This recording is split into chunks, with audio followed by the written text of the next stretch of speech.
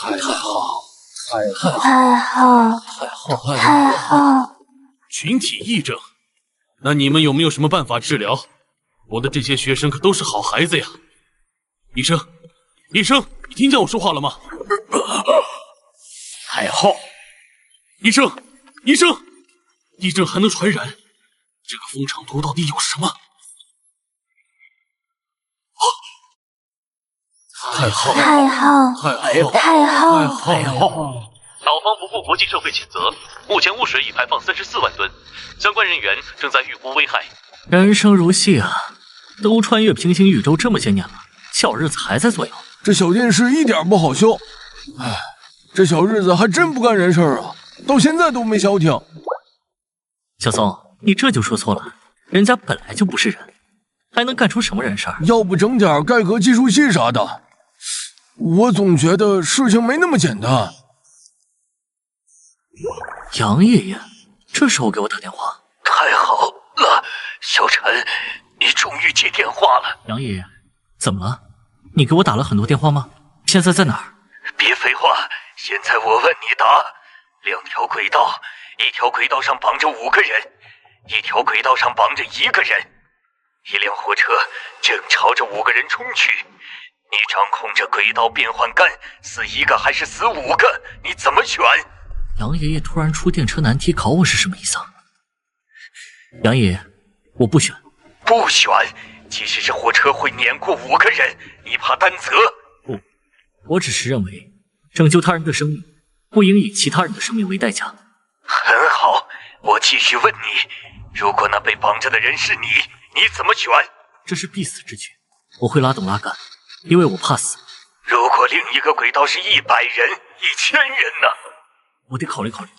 很好，那如果是1万人呢？那你总得给我一个说遗言的时间吧。太好了，那如果把你换成你的家人呢？你会牺牲他们，拯救成千上万人吗？不会，家人是我的底线，牺牲我可以，但是伤害他们绝对不行。太好，太好了，你能重刷。不，别接触太好，别接触他。杨爷爷，你怎么说话的？紧急通报！紧急通报！我国突发重大紧急事件，经上级决定启动1级响应，请沿海居民封闭门窗，暂居家中。物资将在今日下午抵达各地区。哎，太后，这到底什么意思啊？杨爷爷对我视如己出，对我家也颇有照顾，必须要搞清楚发生了什么。发现是石碑，好东西啊！赶紧准备拓印。早晨，你也震惊了吧？如此保存完好的石碑，实在是不多见呐。这一通电话打过来，足够考古院兴奋大笔了。在眼里，这不是朱重八的请殿碑吗？怎么磨损成这个样子？老丁，这石碑是不是腐蚀磨损的过头了？哦，说这个，之前你在考古院没待多久，就转学临床医学了，这倒也很正常。我们考古界普遍都认为，所有的文物、书籍、历史书等，都会受到微生物、气候变化、地质变化、时间等因素的复杂影响，腐蚀程度要比正常物品要快得多，这都是正常现象。那为什么这种特殊的腐蚀只针对和我们文化历史相关的东西？哎呀，都说了是正常的自然现象，只不过成因很复杂而已。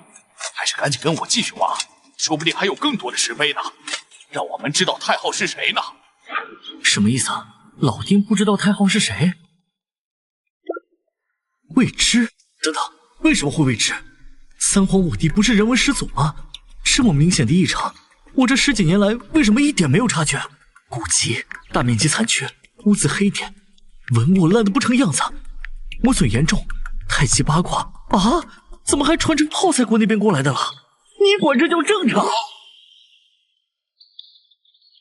不对劲，很不对劲。我丁教授乃至这个世界都好像忽略了什么重要的东西，得立刻找杨爷爷问个清楚。您所拨打的电话暂时无法接通。报告上尉，我们截获到多个有目标直接或中转打给杨天佑院长的电话。他察觉到了他的痕迹，我就知道他如此的灵觉，如此突出的锚点。还好，是真的。这家伙不怕冲又撞咋样？我阴性了。看来只有和这位许晨同学好好谈一谈了。这都什么事儿啊？杨爷爷电话没打通也就算了，还给我在大马路上给抓过来了。难不成老丁他们的考古行动没有向上报备？这是要开始了吗？许晨，别紧张，你可以叫我王楚上尉。我旁边这位姓楚，是这次普通问询的负责人。这位是阁老，是为我国做出突出贡献的科学家。你是不知道你现在有多受我们关注。我怎么会受关注？难道是我穿越者的身份被发现了？不可能，只能是杨爷爷和太昊林的事情了。你自己看吧，你想知道的都在这个电脑里了。也就是说，杨爷爷那边爆发了一种名为太昊的诡异精神传染疾病，已经让整个医院和前去支援的人都中招了，变成了嘴里只会念叨太昊二字的植物人。没错，这种疾病的传染机制非常奇怪，只是看到了一幅高清台风风水图就会被传染，并且我们的医疗手段没有任何办法治疗，所以我们认为你可能知道某些我们不知道的内情。你是怎么知道太昊的信息？你和这一切是否有关系？我只是觉得杨爷爷给我打的电话非常诡异，太昊二字出现的次数太多，我就给老丁打了个电话，让他陪我去太昊陵所在地挖掘，看看有没有线索。至于我为什么知道，我好像生下来就知道这些信息，只不过我也一直被蒙在鼓里，最近才醒悟过来。那我们就直说了，我们想知道太昊究竟是什么。太昊是一个人，他是我们夏国的人文始祖，可以说没有他，就没有我们夏国人。那太昊传染病和我们这位祖先有关系吗？这我就不知道了。倒是我想问个问题，你们知道文物特殊腐蚀的存在吗？和我们讨论的无关，而且这不是自然现象吗？真是自然现象。那为什么我们不知道太昊的存在？为什么我们的历史千疮百孔，遗漏太多？因为我们的历史文献保存不当，不仅是我们，整个世界都是这样，这是常识，请不要转移话题。这不是转移话题，我必须提醒你，这种特殊腐蚀是人为的，我们的历史正在被人抹去，有人想要毁灭我们整个人类文明。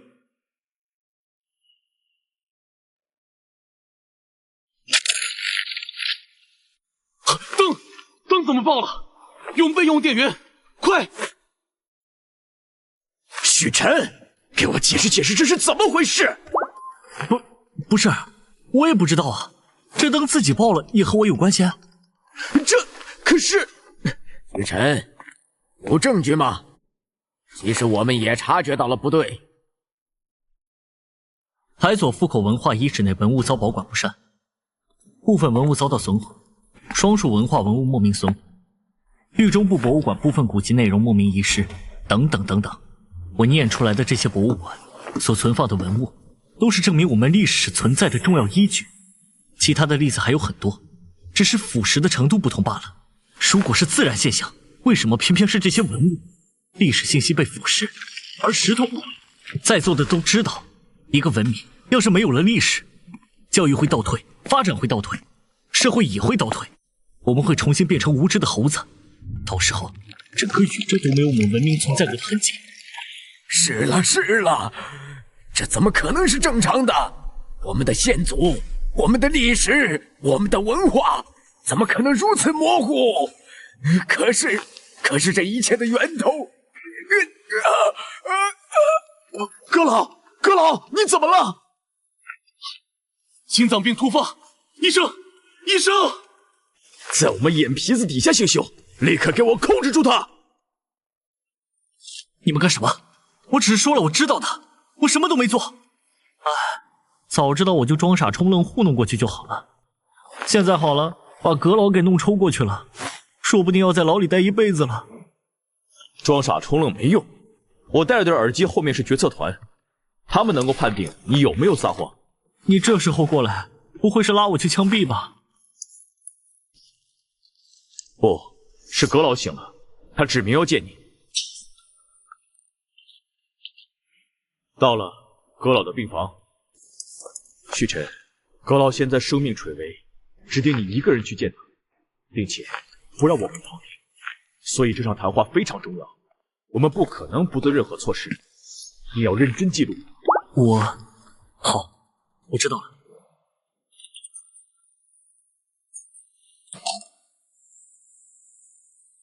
体征检测正常。阁老，您找我。孩子，走近一点。阁老，您这是做什么？别把生命当儿戏啊！放心吧，他们不会对你怎么样的。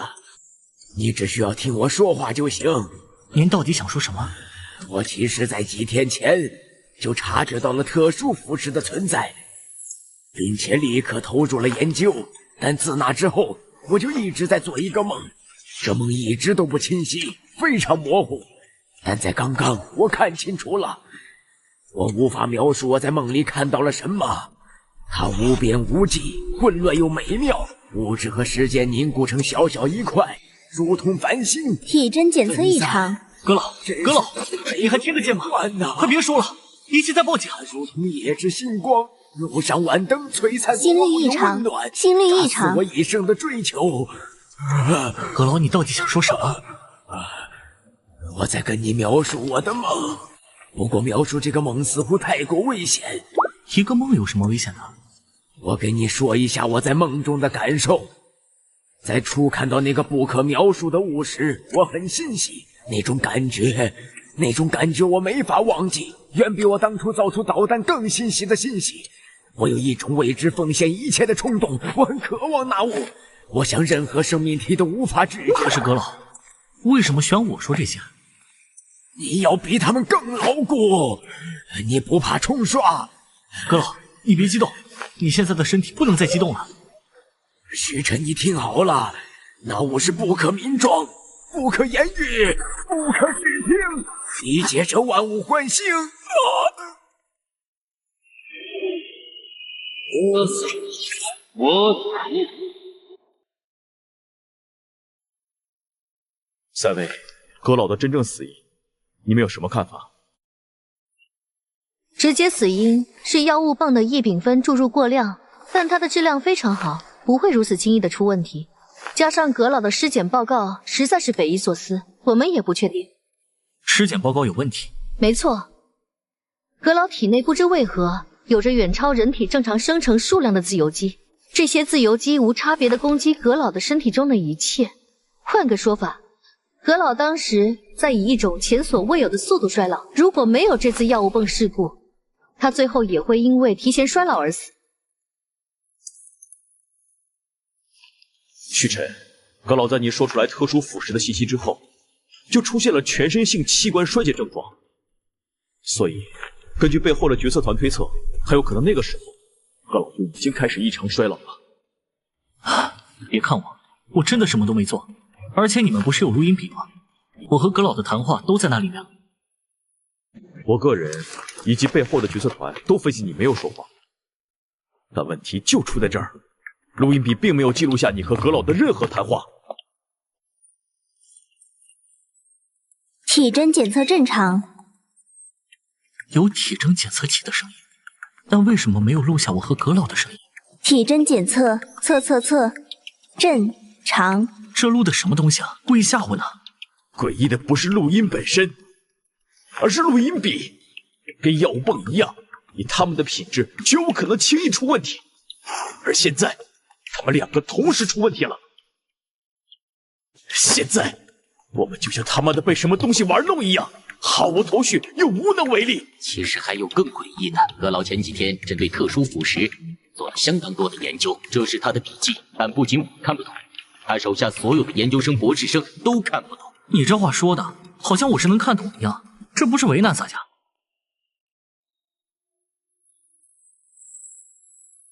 许晨，你发现什么了？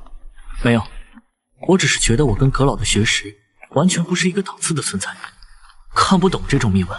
这不是秘闻，阁老他是个严谨的科学家，就算是使用加密手段，也不会画出如此复杂、没有基础逻辑，并且引人不适的谜文。我也觉得不会，因为阁老在苏醒之后就叫过我，他说当前发生的一切背后，应该有一个反人类组织在捣鬼。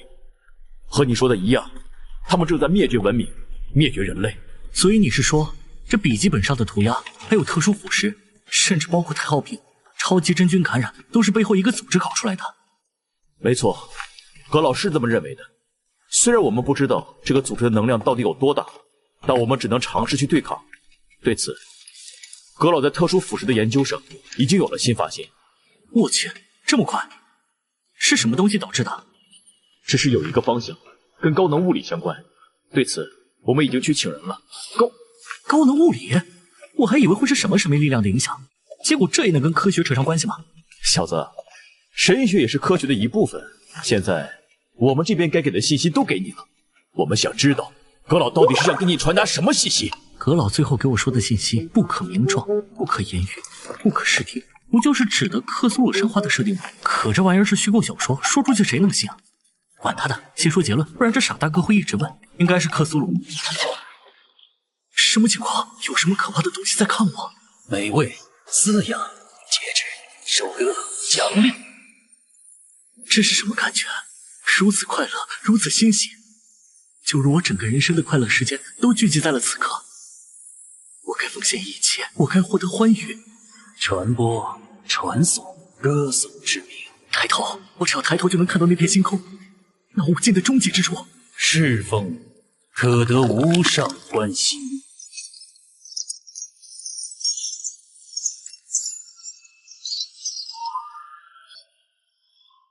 滚！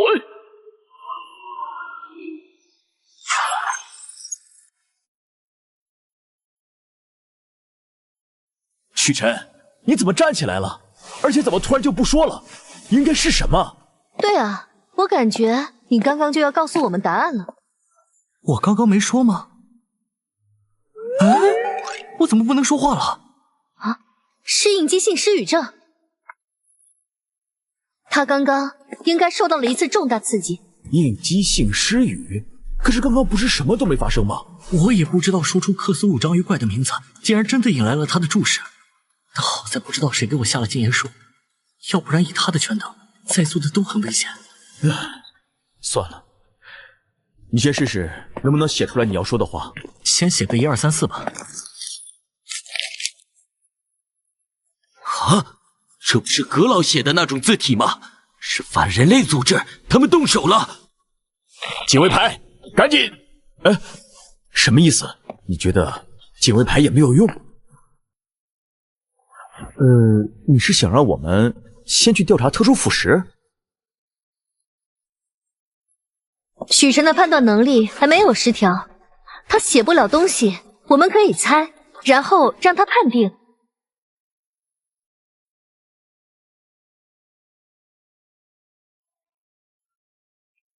许晨，还是不行吗？放心，解决办法已经送来了。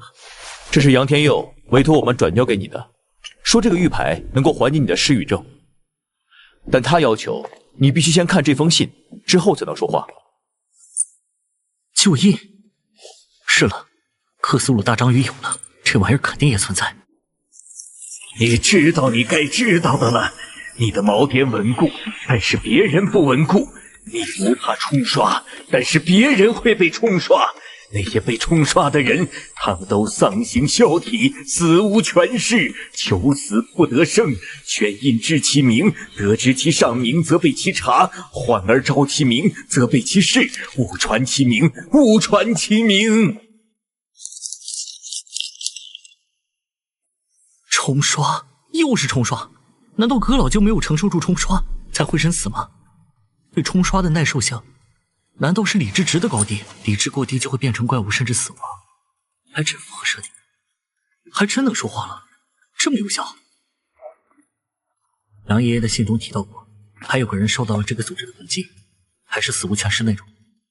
没错，如果不是杨天佑提醒，我们甚至不会将这两件事联系在一起。你也应该看看。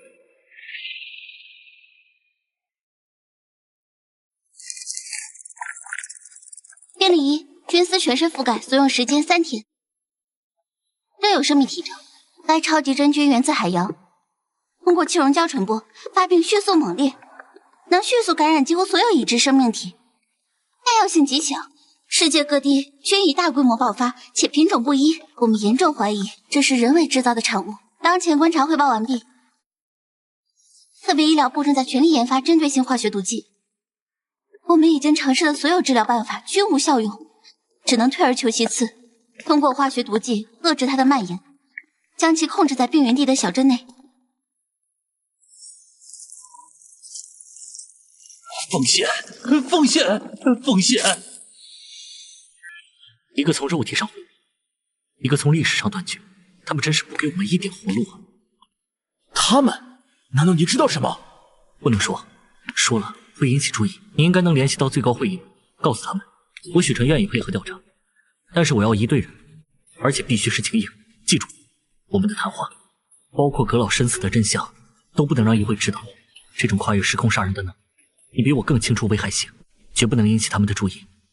你是说，阁老只是引起了注意，就被人用一种未知手段杀死了？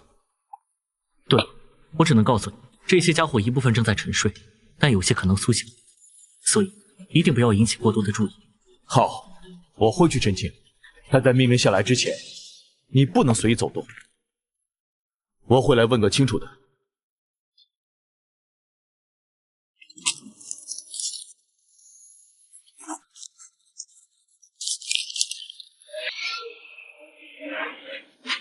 看来你所使用的力量也有限。那正在沉睡，应该不至于会被一点小动静吵醒吧？克苏鲁老巢的具体位置我为什么忘了？明明前世还认真背过，不应该忘了。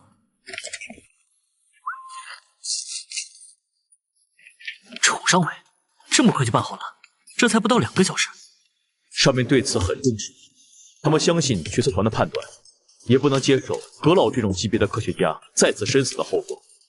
所以，最高议会决定即刻成立特殊事件调查部，许晨任部长，各级人员调配由许晨全权做主，但需尽快拿出成果，时间不等人。放心，我虽然是个大学生，但知道轻重。现在你给我介绍一下这几位。世强，老安全局成员，主要负责信息分析和推理；楚新，计算机天才，负责信息收集以及联系科学团队和分发你的任务。王月，你早就认识了，他精通脑神经医学，是心理专家、侧写师，负责团队心理健康评估和对敌人的心理侧写。许晨同学，我说话直，你别见怪啊。你一个大2的学生，就想着解决整个世界都解决不了的难题，说实话，我不太相信。史强，这是议会的决定，而且许晨是特殊的，这点不必怀疑。好了，有质疑是好事，但现在我想问一个问题：要消灭一个有害影响，最简单的办法是什么？这我知道，找出源头，连根拔起，不留后患。说的没错，现在世界超级真菌蔓延，文化历史腐蚀严重，但他们都有源头，而我已经找到了其中一个的冷巢。什么？你说的是真的？我只知道他在大东洋，具体位置不清楚，但是他所在的位置一定有特殊现象，所以你们现在的任务就是派人探查这片区域，确定精确位置，然后给他放个大烟花，就算不能一次性解决问题，至少也能让我们缓口气。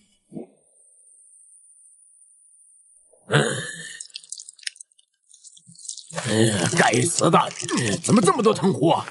老大，你有没有感觉很冷，还在冒冷汗？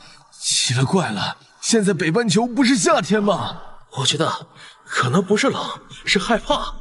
我感觉海里有什么恐怖的东西，这种感觉就像是钻进了我的脑子里一样。藤壶，该死的，你脑袋上有藤壶！藤壶？什么藤壶？我只是觉得脑袋有点痒。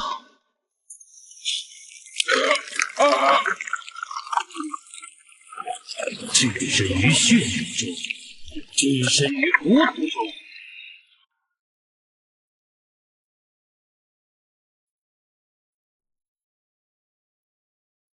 这里是我上一世的家。哦，阿雷耶，噩梦之躯，恐怖的极致。无数世纪之前，他那脱胎自黑暗群星的巨大可怖的形体就建造出来了。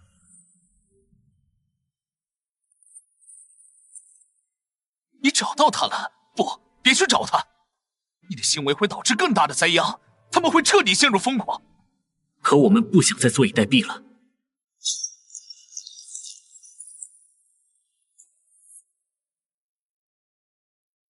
部长，都什么时候了，你还睡得着觉？快起来开会了！阿米瑞克那边真找到了异常，就在你之前标注出的范围内。什么？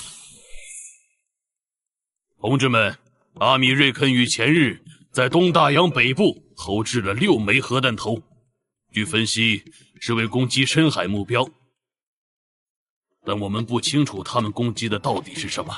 许部长，我们怀疑是他们找到了你所说的敌人。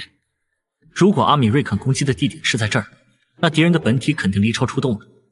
有可能情报表明，这群家伙生活在深海当中。可什么体质能让他们在这么强的水压下生活啊？深海？我知道了，阿米瑞肯攻击的敌人是深潜者，哪个不可名状存在的追随者，造成现在世界上一切痛苦根源的罪魁祸首。深潜者，这又是一个新的词。部长，你还知道什么？我做了一个奇怪的梦，记起来了有关深潜者的一切信息。他们居住在一个不能说的海底城市，拥有在深海生存的能力，生物科技非常发达。梦中我甚至找到了他们老巢的精确坐标。局部长，先停一停。现在议会将整个东山舰舰队都交给了你，你的决定事关全舰队士兵的性命，不能用单纯的梦来确定信息。3号议长，您怎么看？董指挥，议会担保许部长的可信度，同时议会也告诫大家，有关此事件的很大一部分信息是有害的。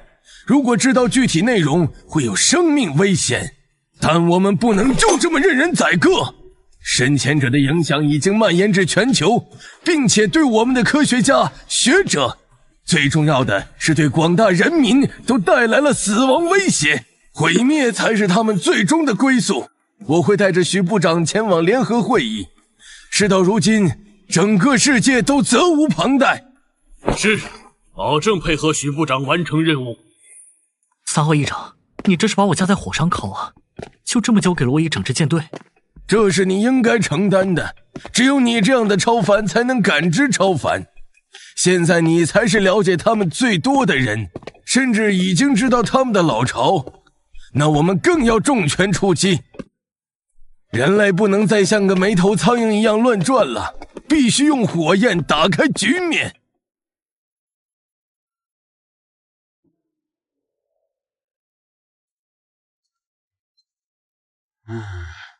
很抱歉，这次的经济会议是有点仓促，我们准备的并不充分。不要说那些无意义的废话了，你现在应该为我们尽快解释一下，你们发射的那2枚洲际弹道导弹。格拉西莫将军说的对，米瑞，洲际弹道导弹的误射已经严重威胁到全球战略平衡，我们需要的是坦诚的解释，而非敷衍的道歉。很抱歉，我这就为你们介绍一下前因后果。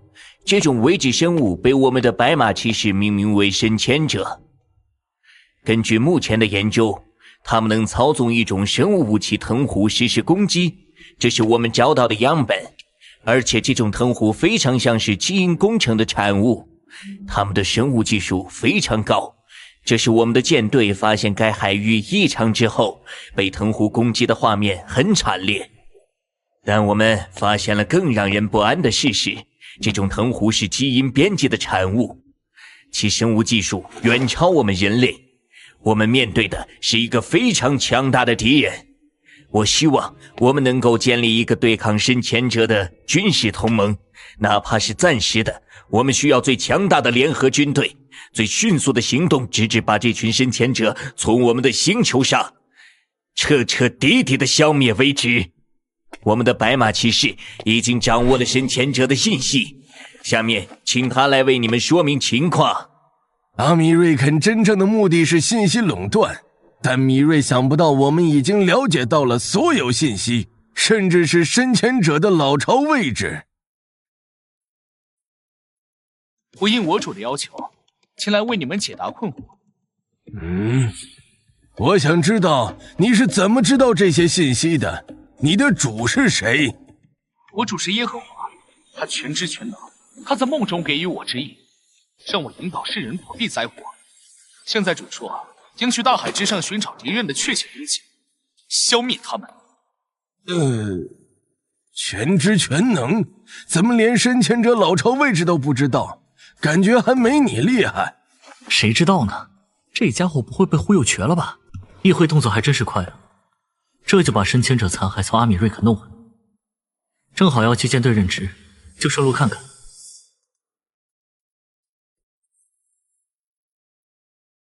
这么重的实验服，这个是奇万石特别吩咐制作的，里面夹着一块防微量辐射的材料，任何人来都需要佩戴所有护具，才能进入实验室里。核污水加上核爆，这些残骸肯定携带核污染物，虽然处理过，但能防还是得防，小命要紧。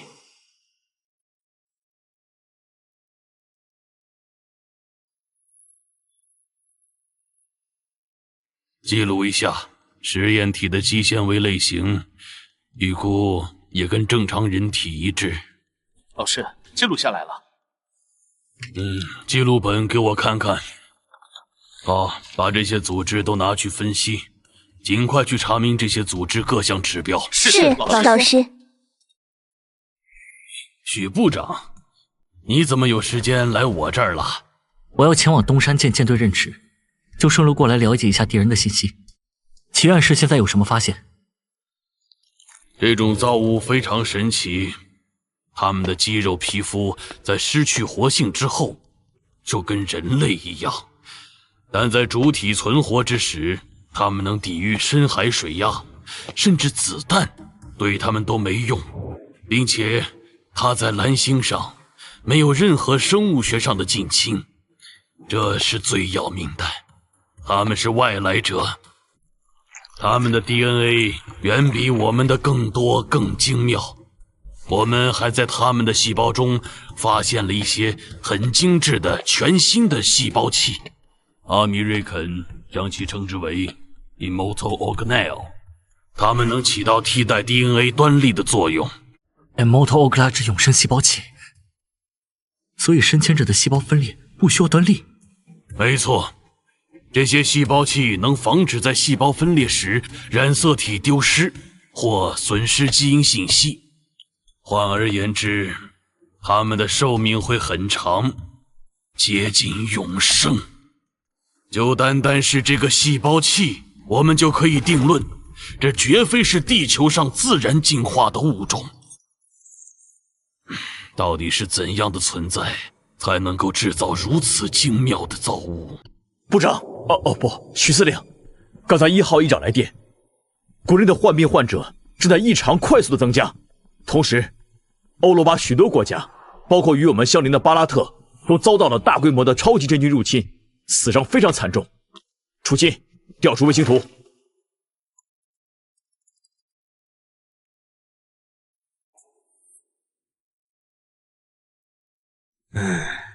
看来阿米瑞肯的核弹并没有将其一网打尽。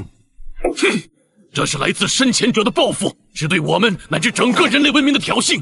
我们要立刻对其施展同等的报复。3号议长，徐司令，我们不能再等了。紧急联合会议正式开始。各位，敌人的这次报复来得极为迅速，我们必须立刻进行军事联合行动。我们已经对外宣传是军事演习，已经对其区域进行航空管制。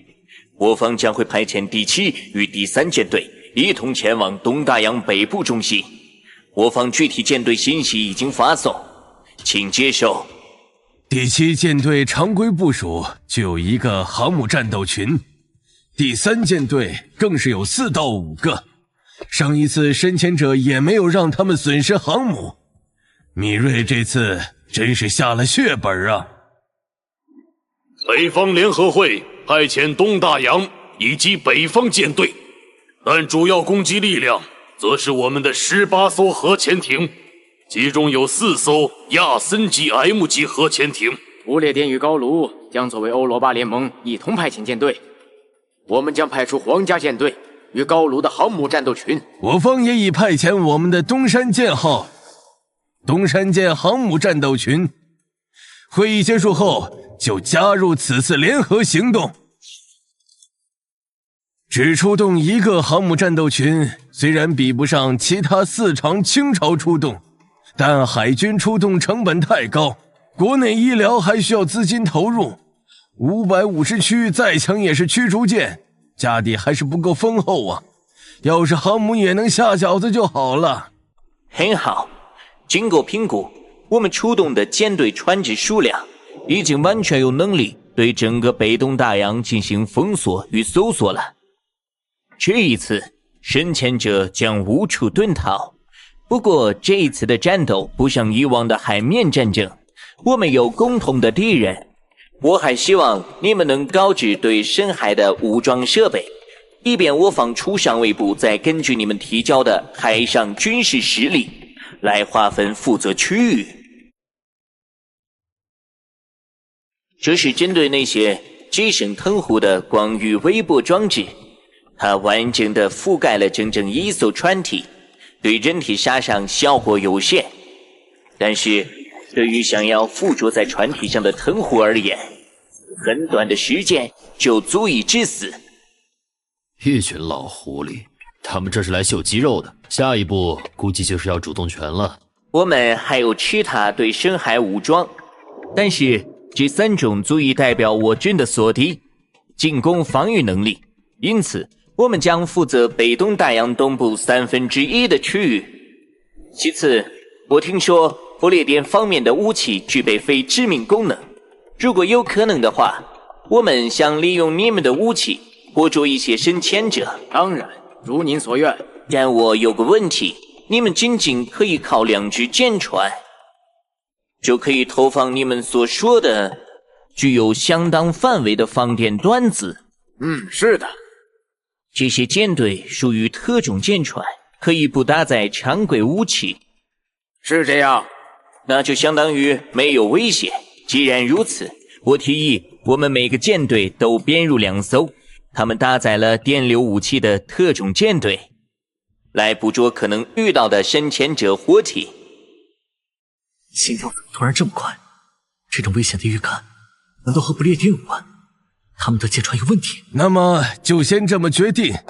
毕竟以人类大局为重，让兵工厂对我们的无人深潜器做一做防电措施。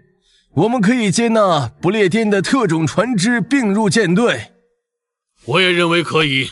深潜者的躯干身体都有很高的研究价值，是个好机会。楚心小同志可以再次接入会议了。不行！怎么了，许晨？有什么不妥？不清楚。3号议长，不能接纳不列颠的特种船只。为什么？不列颠的船有问题。许司令，我理解你的担心，但现在人类文明的危机在前，各国都深受其害。他们背叛的理由是什么？难道就不怕我们的报复？这可不是100年前了。这就是我疑惑的地方。我只是一种强烈的预感。你的意见我们很重视，但是阿米瑞肯的提议非常有诚意，就连不列颠方面都在极力的配合，派遣的都是常规的功能船，甚至愿意让我们搜查。更何况说句不好听的，欧罗巴虽然有2个武场，实际上加起来都不够我们打的。他们没理由，单靠预感的话，我们很难调整整体的军事部署。特别是我们已经达成联盟了，你需要提供证据。哎，对呀，总不能直接说我的灵感预警了。明天就要出海了，我该怎么办呢？3号议长，那我这个司令在舰队出海之后有多大权力？出海之后，你的楚上尉也会跟上，帮你分析。但如果你判断情况危急，那么你的命令高于一切。毕竟你是我们之中唯一的超凡，议会相信你。好，感谢你们的信任，我会保护好我们的舰队的。司令，不列颠的2艘特种船只已经抵达舰队附近，他们询问我方要不要登船检查。我建议登船检查，我们有设备，检查一下也能安心。不，我的预感越来越强烈，这些不列颠船只绝对有问题。我们去登船检查，很可能让他们狗急跳墙，让他们远离我们的舰队，至少要隔开相当的安全距离才行，否则立刻击沉。这会不会太激进了？很激进吗？那行，就让他们警告一下，然后击沉好了。他们没有搭载常规武器，对无反抗能力的舰船开火有些……谁说的？万一人家用船撞你怎么办？让他们改道，让无人机跟踪监视，注意保持距离。那些专家还没消息吗？我们的航线有没有问题？报告，没有新消息。按照许司令的坐标，我们没有偏离航线。让他们先回去休息一下，先吃点饭，可别把他们累坏了。来自不列颠消息，他们声称皇家舰队的通讯系统因为年久失修，缺乏维护而全部瘫痪，恐怕无法与我们共享信息了。认真的吗？这种级别的行动，通讯系统居然这么儿戏？让无人机去看看。不对，我建议让舰队开启雷达，舰载机紧急出动，要尽快找到不列颠与高卢的舰队位置。我怀疑他们有异动。是。别急，还没完，把2艘不列颠的特种船只给我赶到舰队外面去，保持最大安全距离。导弹也给我锁着他们。他们要是不同意的话，直接击沉。当然，先警告一下，再击沉。特种船只速度开始加快，不像是在执行搜索作业，呼叫也无应答。立刻警告，如果他们的船再不停下，就立刻击沉。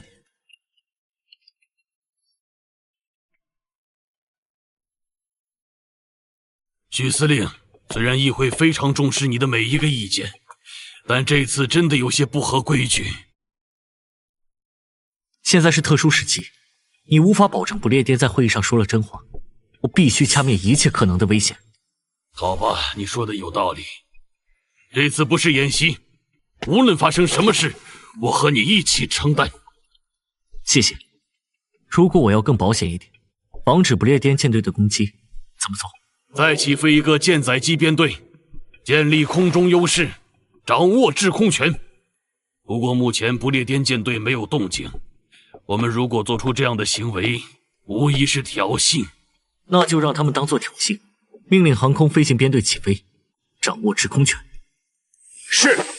但是有个问题我必须说，这次行动我们没准备跟其他国家打仗。搭载的几乎全是深海武装潜艇与相关补给，空中编制不足正常作战单位的1/3。这对我们掌握制空权有影响吗？有，这样做的代价是我们的航空母舰和舰载战斗机火力与燃油不多，若是爆发空中战斗，需要速战速决。那就这样安排。等等，楚小伟，到！快，不必警告了。立刻击沉不列颠的2艘特种船只，快他们危险！是。他们已经接近了长兄曾经居住过的地方，若是再这么下去的话，很可能让他们发现什么。警告，你们已经进入我方话题范围，请立即离开。大副，把起爆器给我。是。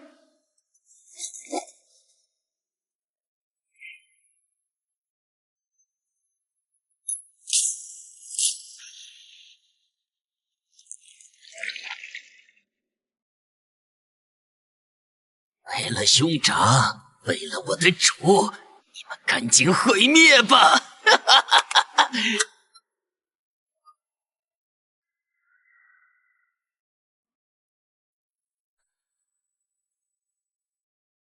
这种烦躁感是怎么回事？明明一切按计划进行。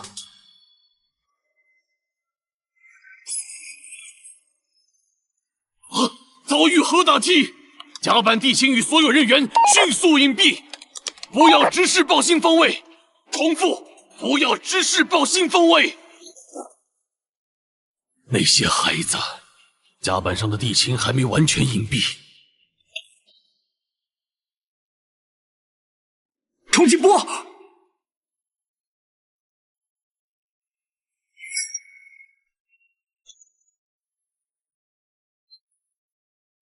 好痛！董指挥、部长，你们受伤了，现在先接受治疗。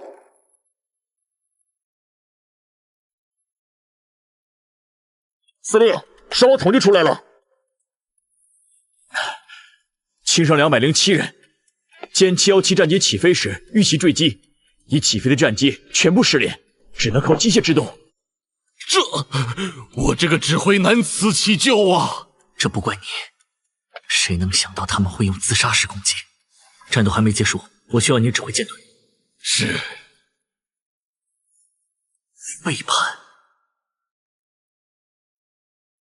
报告，无线电通讯已恢复，我们已经成功联络编队指挥部，可以联络了。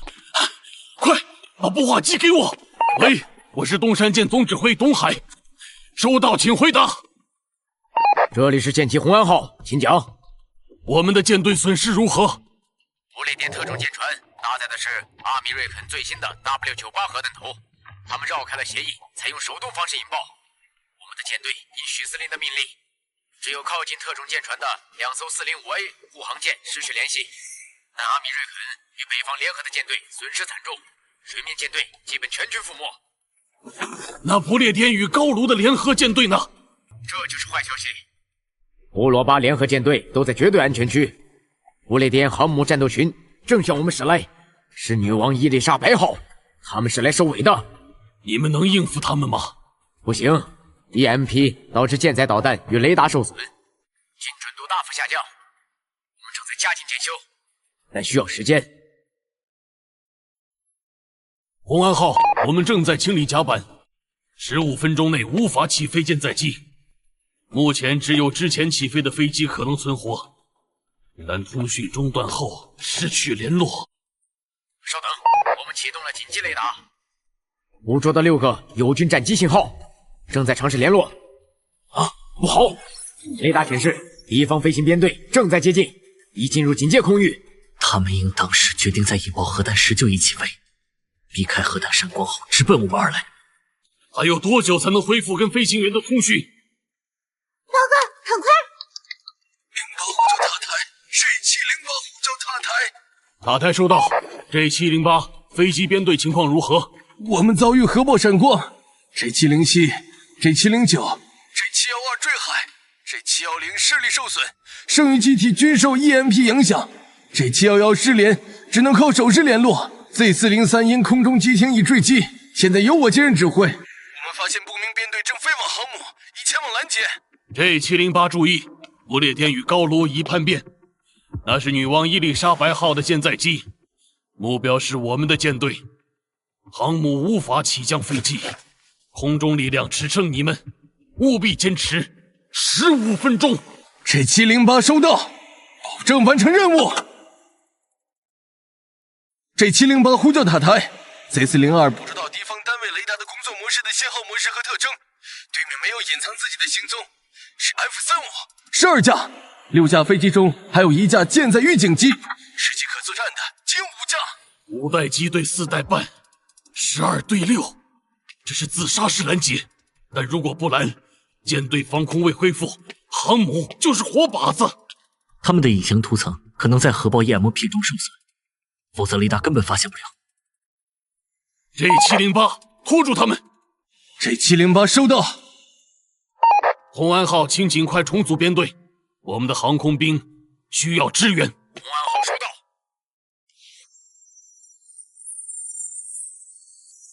改装后的雷达果然精准，但这数量是一整个中队的敌机，身后的 J711还能撑住吗？鬼曜4 ，J711的情况如何？鬼洞8，勾711雷达与无线电仍然没有恢复，它让我们保持前进。雷达截获，雷达截获。敌方飞行编队已经注意到我们了，超视巨空空导弹进行躲避机动，散开迎敌。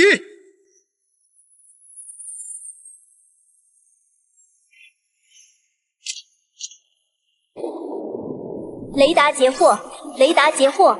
他们放弃超视距优势了？不对，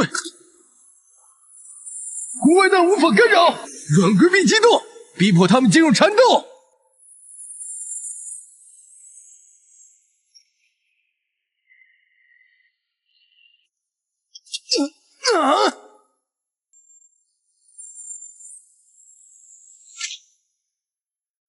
我主公，你掩护！鬼妖洞，你这样太冒险了，那是实弹。鬼洞8，我明白，但我比你更适合引诱。他的视力受损，这是在用生命为我们创造机会。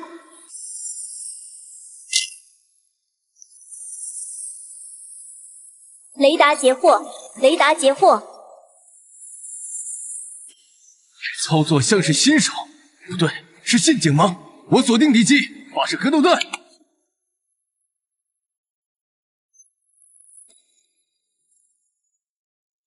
太反常了，这些 F-35飞行员的操作根本不像精英。无列颠到底在搞什么鬼？这710的位置太危险了。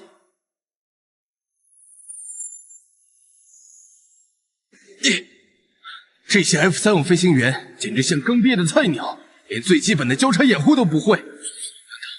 这反而不对劲。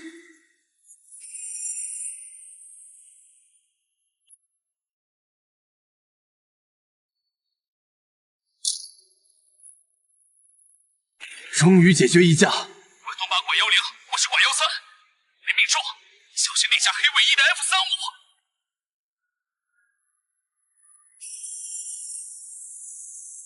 J713，报告你的状态。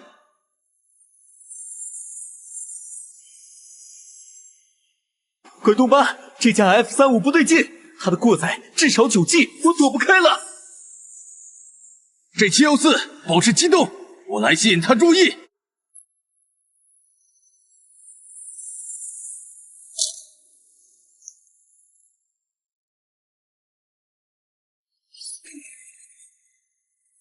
不好，是陷阱！这些菜鸟是故意示弱。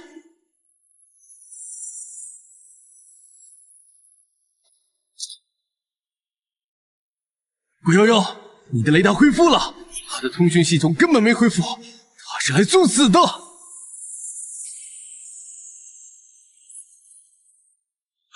我锁定了他不可逃逸区。时钟摆激动，我已无法返航。你们继续前进。待机的代差真的无法弥补吗？长兄，步步列颠部。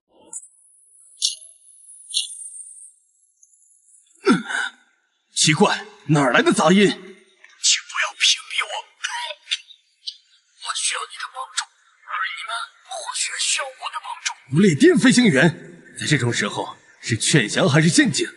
但现在情况已经不能更糟了，听听也好，或许能找到突破口。我给我的战友，还有我的祖国所有的人民，都被恶魔占据了躯体。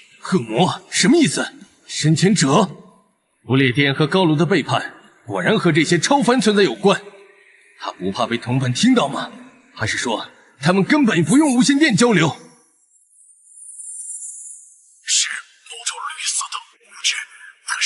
不在的幽灵，而我们的中队队长就是其中的一个节点。他能控制附近的人，甚至还有神秘力量。被控制者不能伤害节点，我没法杀了他。我只能很短暂的掌控我的身体。我会给你们创造机会，杀了那个恶魔。我要夺回我的身体，哪怕只有1瞬。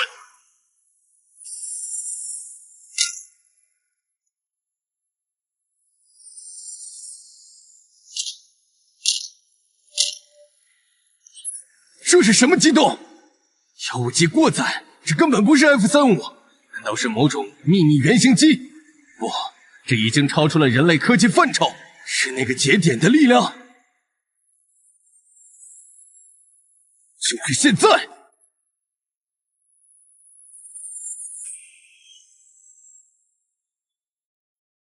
怎么可能？这种横向移动！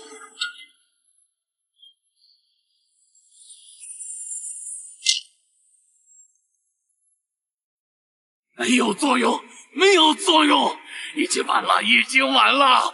他还在呼唤我们，他还在呼唤我们，我们无法摆脱他。我就是他的血肉，我已经成为他的一部分，无法逃离。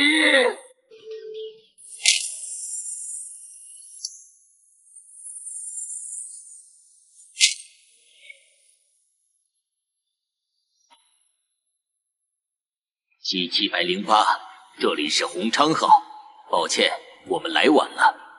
但我们雷达突然失去所有敌机的踪迹，他们逃跑了吗？不，他们坠毁了。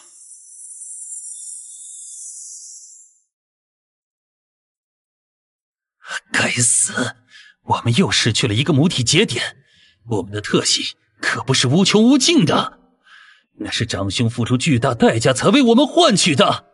每一个节点都弥足珍贵，不容损失。计划又延后了。不只是这样，若是没有达成他想要的，我们也一样要付出代价。这样我们恐怕就很难在那位伟大的旧日苏醒之日，同长兄一样，被他永恒的注视。他只会瞥见我们一眼，如同这些可悲的重置。一切为了长兄，我们的计划并不重要。既然那支 F-35飞行中队没有完成任务，我们应当继续下去，绝不能放任这些重置搜寻到长兄的行踪。报告，收到一份来自航空兵 J708的语音情报。播放录音吧，让我们听一听，究竟是什么情报？请不要屏蔽我，我需要你的帮助。是某种绿色的物质，它是无处不在的幽灵，它能控制附近的人，甚至还有神秘力量。也就是说，不列颠与高卢居然是因为被某种东西控制了，才对我们发动的攻击。我认为这种控制与部长提到的他有关，这恐怕也是深潜者的所作所为。但他们居然能控制整整2个国家。我刚刚搜索了全球网络信息，不列颠和高卢现在很奇怪，他们好像与蔓延的真菌共存了。我怀疑整个欧罗巴都可能凶多吉少。我想起一个东西在巴西热带雨林中，一种学名为偏侧蛇虫草菌的真菌，类似冬虫夏草，它们能在昆虫活着时进行感染，将寄生技能进化到了巅峰。我认为它们感染的是虫草科或线虫草科的变种超级真菌。那样的话，巴拉特感染巴拉特的真菌属是霉菌属，与阿米瑞肯及我国沿海太平镇爆发的真菌一样，主要体现在致命性上。霉菌属应该没有控制心智的能力。那他所说的节点会不会与此有关？不愧是老调查员，是有这个可能。对方拥有超凡力量，这种力量相当危险。你如果要说这种真菌会像 WiFi 或者蓝牙一样，通过信号来控制人体行为，我其实也不感到奇怪。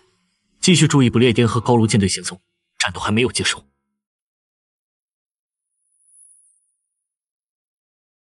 舰船下的破损区域又扩大了，我们的动力系统有没有受到影响？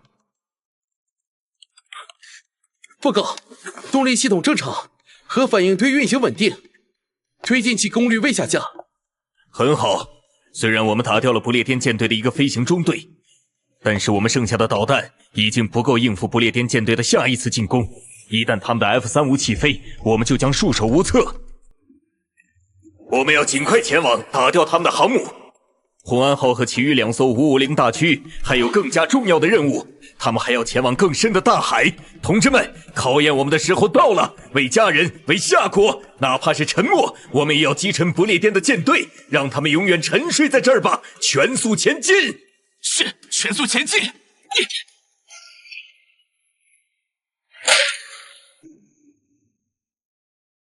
老舰长，下面的情况怎么样了？特报让红绳舰左侧船身赤水线以下的区域受损，漆面脱落。我已经带着战士们进行了抢修，但是效果有限。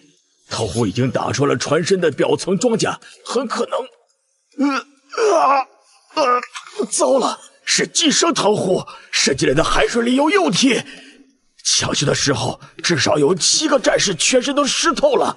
管理密闭门的操作员是哪个？报告，是我。有紧急情况，我要你在我离开指挥中心后，立马关闭战舰上所有能控制的密闭门，绝对不能再次打开。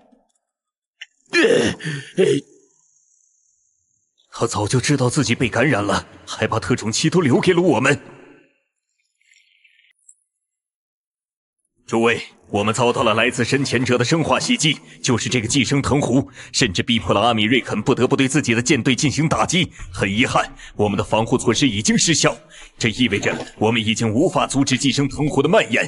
如果就此返航，我们确实可以放弃洪昌舰，很大概率可以活下来。但是，若是导弹失去了洪昌号，就会失去了眼睛。舵手，是，继续前进。导弹，我看到我们的导弹了。来自我们岸基反舰导弹的支援，敌方的航空母舰毁伤效果如何？没有，对方的航母安然无恙，似乎并没有遭受打击。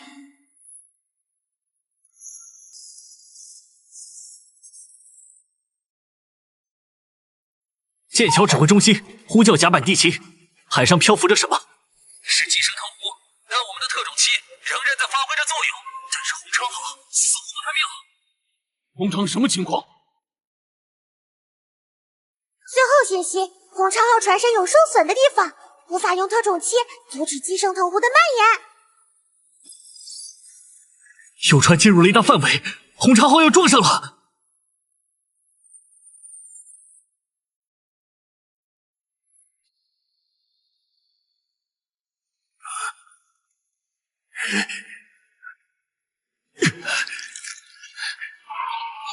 坐标：不列颠舰队，锁定。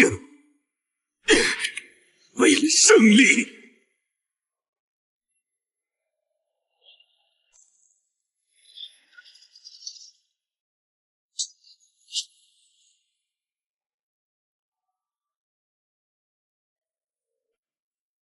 洪昌舰牺牲了，我们还有大海，不会忘记他们。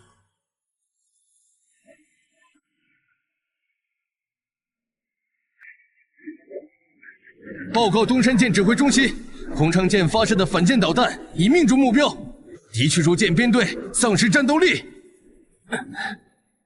但女王伊丽莎白号航空母舰仍在向东山舰舰队方向移动，未受任何损伤。离导弹，离导弹！敌舰防空系统反应延迟，他们没有预警机支援。这期要此掩护，我尝试反舰导弹攻击。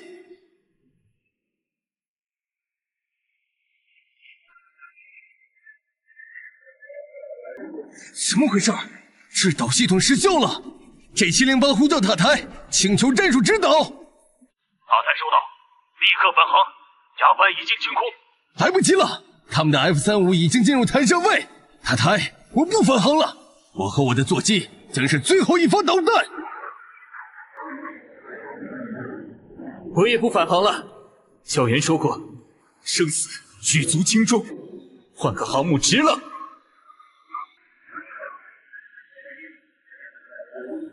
为了胜利！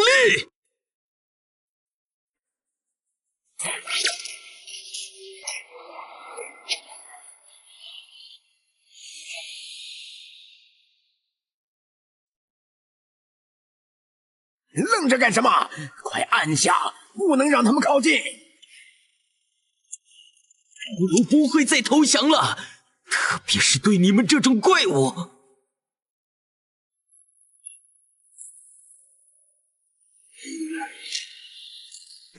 上国，所有还在战斗的人们，请为我们报仇。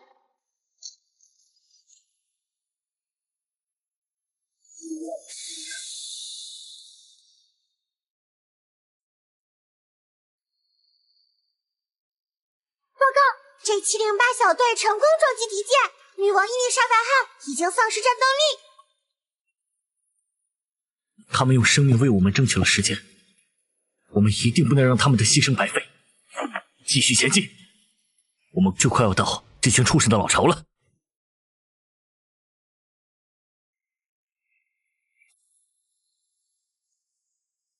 东山舰舰队接松红安舰已经抵达许晨提供的坐标点附近，开始作业。这里是洪昌舰。什么？902医疗舰？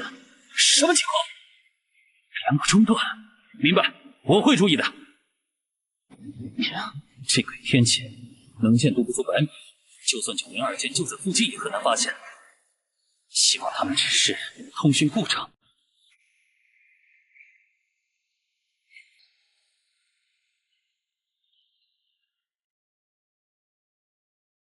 刘舰长，马上要进入风暴中心了。我们跟东山舰剑桥指挥中心的联络信号越来越弱，随时可能中断。使用过信号灯光联络了吗？试过了，能见度极差，灯光根本传不出去。而且我们也不知道902舰的具体方位。这种极端天气不仅干扰无线电、卫星和数据链，连声呐都受到了严重影响。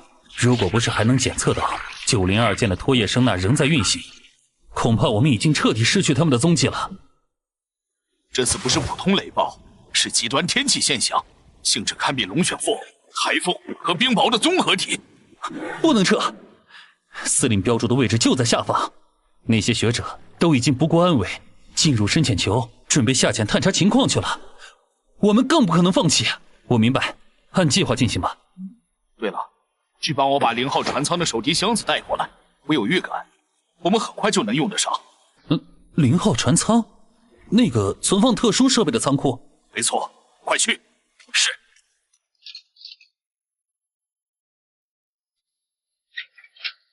这是防辐射涂层，里面应该还夹了铅屏蔽层，整个舱室都是特制的。看来那个要下放到深海的装置，比我想象的更重要。这么沉，里面到底是什么？难道是某种深潜探测器的核心部件？什么声音？是风声吗？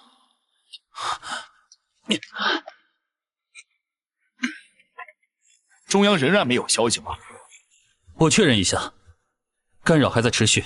联络员说，尝试了所有加密频道，都无法接通。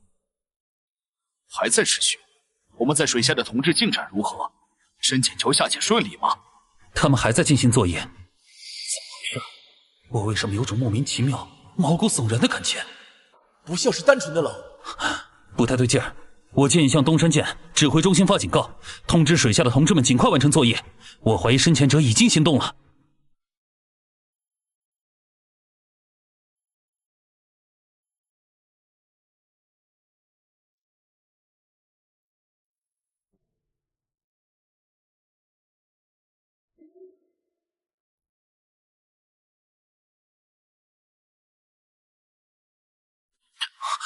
什么情况？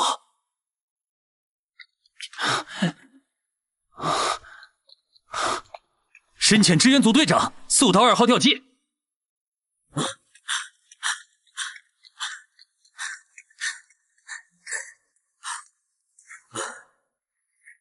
报告，深潜支援组队长胡光明报道。你要注意一下你手下的战士，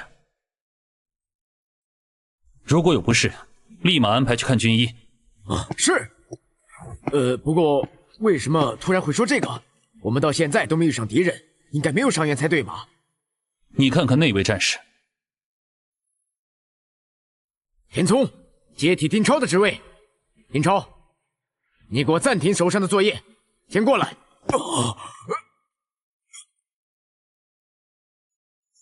深潜支援2组，丁超报道。冰凉，没有一点温度，在这种天气下长期作业，室温是很危险的。可能是室温，这场暴雨太冷了，是我的失职，没有及时安排轮换。丁超，你立马前往医务室，让军医看一看。报告，我是支援2组最熟练的吊机技术操作员，我认为我还能继续执行任务。放屁！你是南方人，没经历过这种低温天气，根本不知道失温症有多可怕。你话都说不连贯了，还逞什么强？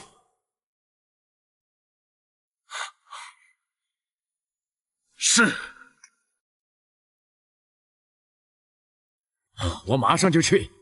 叮嘱支援组的战士们，一旦有发现类似情况，务必先撤离岗位，寻求救助。你们的支援组冒雨工作，条件非常艰苦，但这不是忽略战士们身体状况的理由。我这边也会呼叫随船军医，为所有露天作业的船员战士进行检查。是。怎么？是遇到什么难处了吗？东副舰长，我感觉不对。不对？有什么不对的地方？这不像是失温症引起的颤抖，是恐惧。他们的生理指标显示心跳加快、呼吸急促，这些绝不是失温引起的，更像是极度恐惧的表现。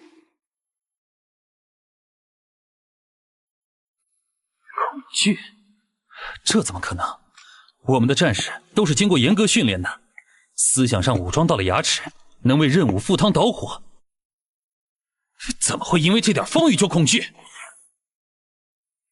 且，如果他们真的看到了什么恐怖的东西，为什么没有一个人汇报？这完全不合常理。我不知道，我也能感受到那种莫名的恐惧，就好像有什么东西在盯着我，但是我什么也没看到。这种感觉是无缘无故从大脑里蔓延出来的，有可能是某种幻觉，或者精神类药物。不，更像是某种直接作用于生理的攻击，与意识无关，就好像我们的生理机制被篡改了一样。必须向902医疗舰请求支援。我发现不了病因，现在的情况已经完全脱离了我的掌控。我们已经呼叫了医疗舰，但是到现在都没有回应。难道是通讯中断？难道是这暴雨本身有问题？如果雨水里还有某种未知物质，那意味着天上的雨云可能蕴含着几万吨的。别瞎猜，当务之急是确认902医疗舰的方位。怎么回事？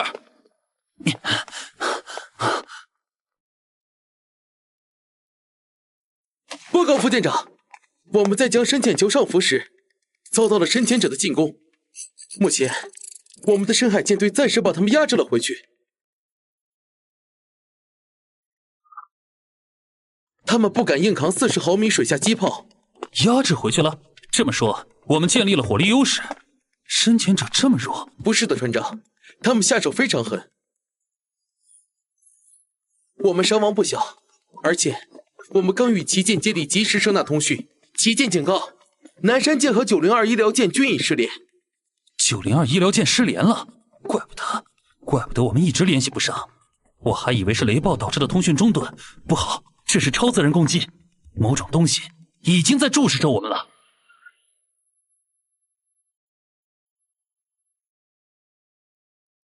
水下的战士情况如何？目前还未发生任何减员，那些深潜者根本无法靠近我们的深潜部队。报告，深海出现超大规模的不明生物集群，他们似乎正要上浮。是深潜者？不是，从声纳特征来看，恐怕是寄生藤壶。藤壶？这里也有藤壶？我记得深潜部队的装备都做过毒性处理，藤壶应该奈何不了他们。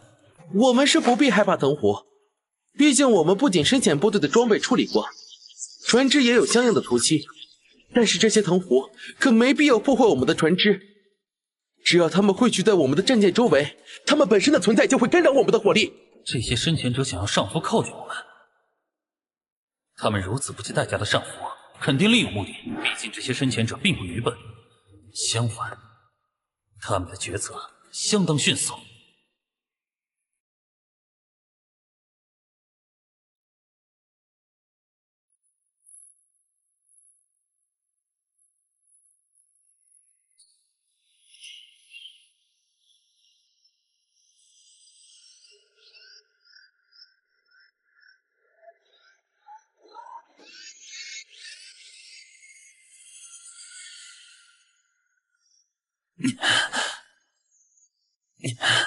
保持清醒啊，陆泉！最年轻的副舰长，别丢份儿！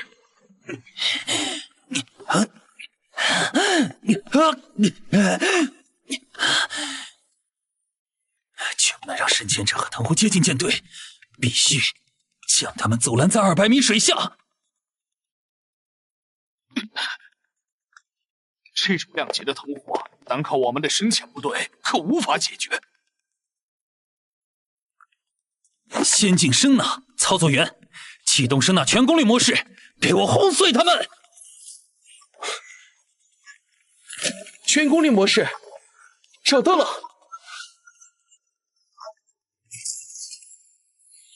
正在启动。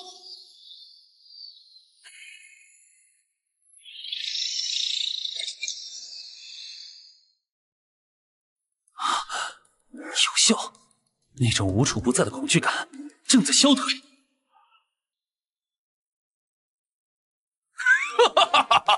此声波有效。不要太乐观，我怀疑不单单是我们，整支舰队都有可能遭受了袭击。好在我们现在总算是有办法反制他们的攻击了。等等，有不明身份船只靠近，向他们发送无线电，询问身份。不行，无线电仍然没有恢复。那就用奇语，直接用信号灯询问他们的身份。是902医疗舰，他们收到了我们的求救信号，他们在询问我们是否需要救助。902医疗舰，他们居然平安无事吗？太好了，我们的先进声呐本质仍然是一个声呐，启动全功率模式无法维持太长时间，非常需要902医疗舰的支援来让他们判断究竟是什么情况。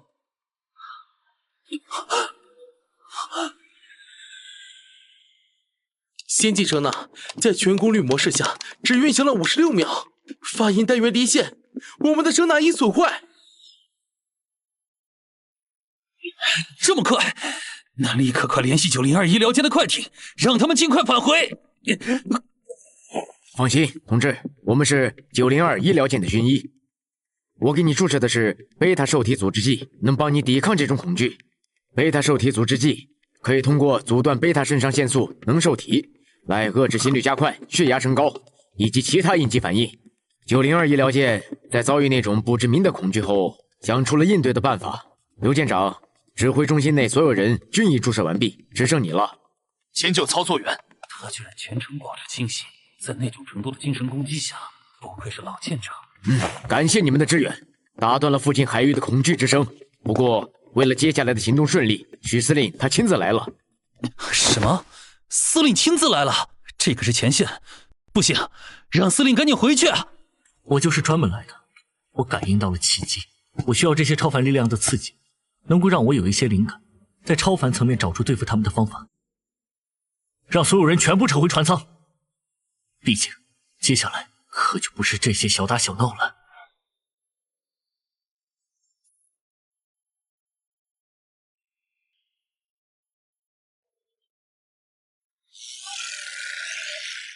奇怪，我看到这种级别的超凡生物，理智为什么没有下降？不管了，既然我是特殊的，那么就来吧，克辛拉，克苏鲁之子。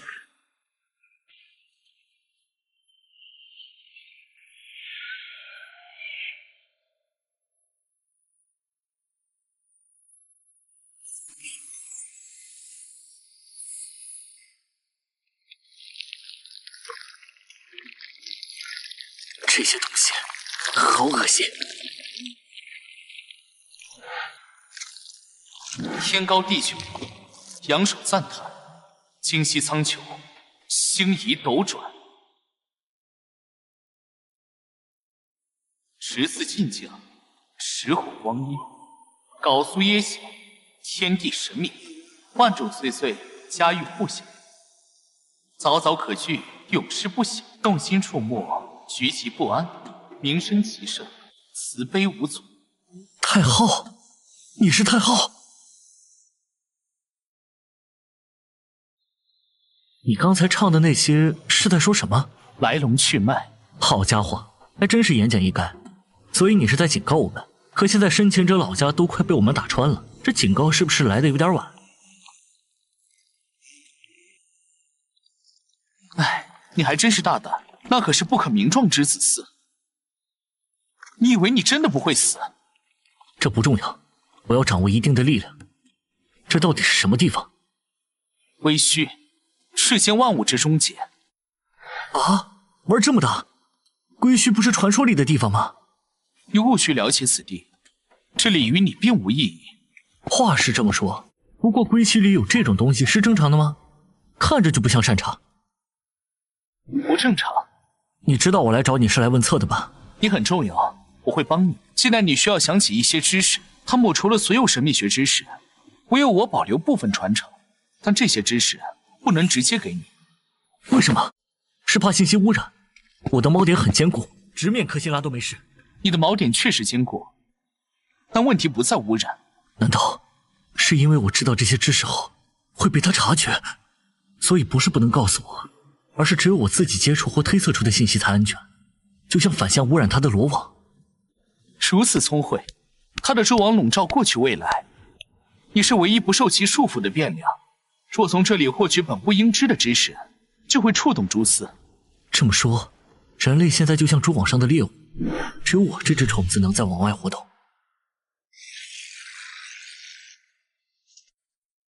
好了，时间不多了，剩下的问题下次见面再说吧。记住，加固屏障的方法藏在你已经接触过的事物里。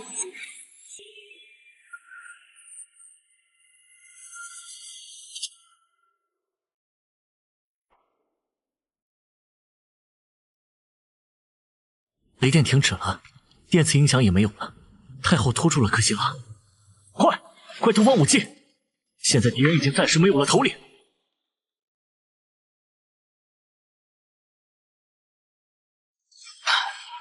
正在投放令山6800米加速模式，预计2分钟后抵达。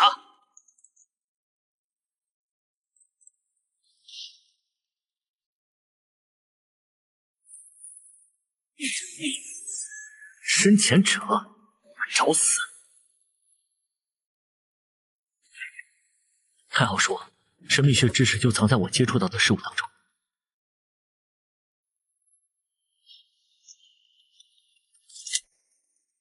那么就你了，万境之首，天经。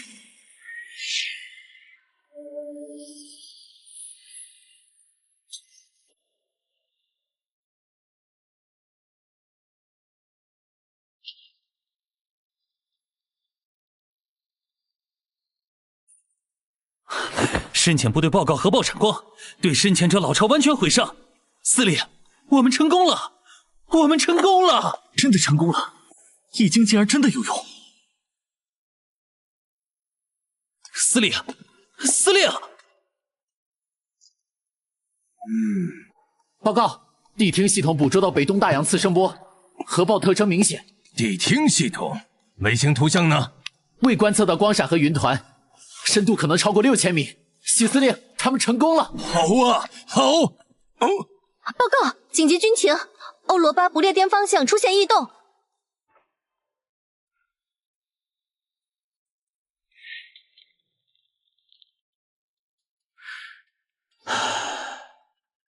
请进。他们的舰队正在朝着长兄的方向前进，我们很可能无法在预定的时间操控整个欧罗巴。我们永远是兄长的力从。那些大国现在小联合，这些重置的历史从不缺乏内斗与猜疑。你们已经掌握核弹了吗？他们的神经元系统如此复杂，现在能掌握的只有少部分核弹，大部分授权在不列颠统领那里，而我们不能感染他。记忆损失会让他忘记核弹密码，那样我们岂不是？这些重置被道德与亲情束缚，我们有太多办法了，比如他最疼爱的小女儿。终于是能够带着女儿出来玩了。这段时间都窝在白宫，都快长蘑菇了。爸爸，我们快到摩天轮最上面了呀！我的艾米丽，你今天玩得开心吗？爸爸，我今天玩得很开心啊！爸爸，我好疼，我的脑子里有个人不让我说。艾米丽，你哪个地方疼？不知道，全身都疼，像有虫子在咬我的骨头。喂，安保团队，立刻派医疗直升机到游乐园。艾米丽她们来不了了。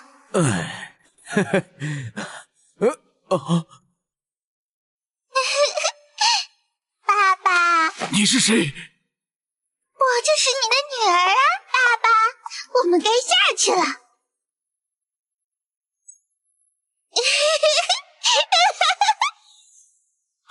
好亮，这不是艾米丽，但她的脉搏还在跳动。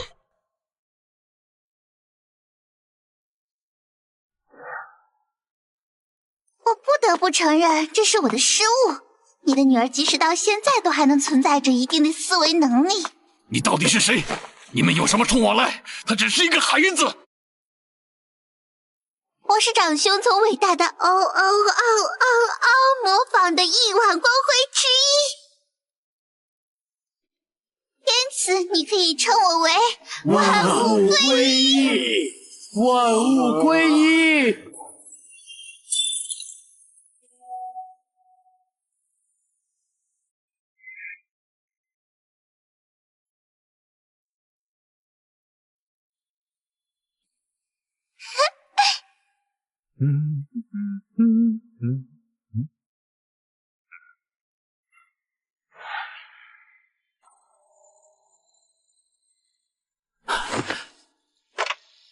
不列颠核潜艇部队接通了！天哪，这可是我们正式接触潜艇部队，我们派去参加联合军演的军舰都没有他们。我的不列颠统领，轮到你出场的时候了。为了他的复苏，当做一个小女孩又算什么？人类这点羞辱与代价，确实不值一提。我是不列颠统领，我授予你们核弹发射的权限。坐标1066515074012778，核潜艇授权码 Z6J1291RMI3A4ONC。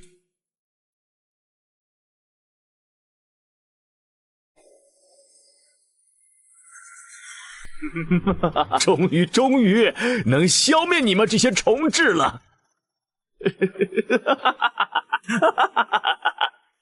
我要为我的长兄复仇，你们都要化为灰烬！啊！离线！该死的虫豸！你做了什么？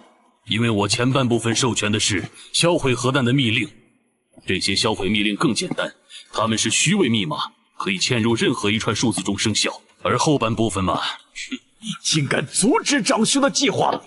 你竟敢！立刻下命令拦截他们！你倒不如命令我再造颗核弹，大臣。你为什么要这么做 ？England expects that everyone will do his duty. We shall never surrender. 对不起。没关系，爸爸。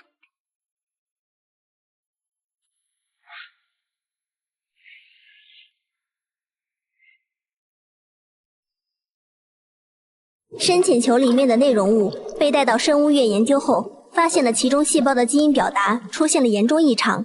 这种骇人的异变无疑与克辛拉有关。尽管被太后拖住，他仍有余力对付凡人。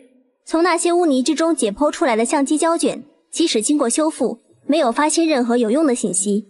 深潜者的威胁暂时解决了，但要探索拉莱耶才能获得更多的情报。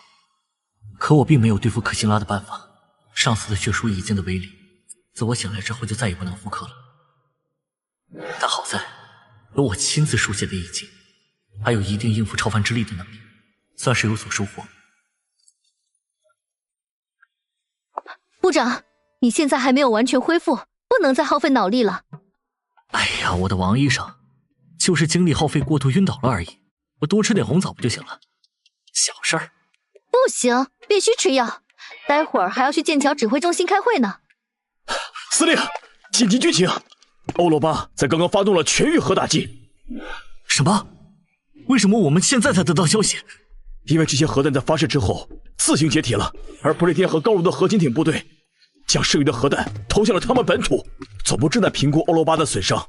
看来欧罗巴肆虐的真菌没能真正的控制欧罗巴的人民，他们进行了最后的反抗，没有投降。唉，如此说来，在欧罗巴的超级真菌节点应该被毁灭了大半，怪不得超级真菌的攻势也随着一下减缓了不少。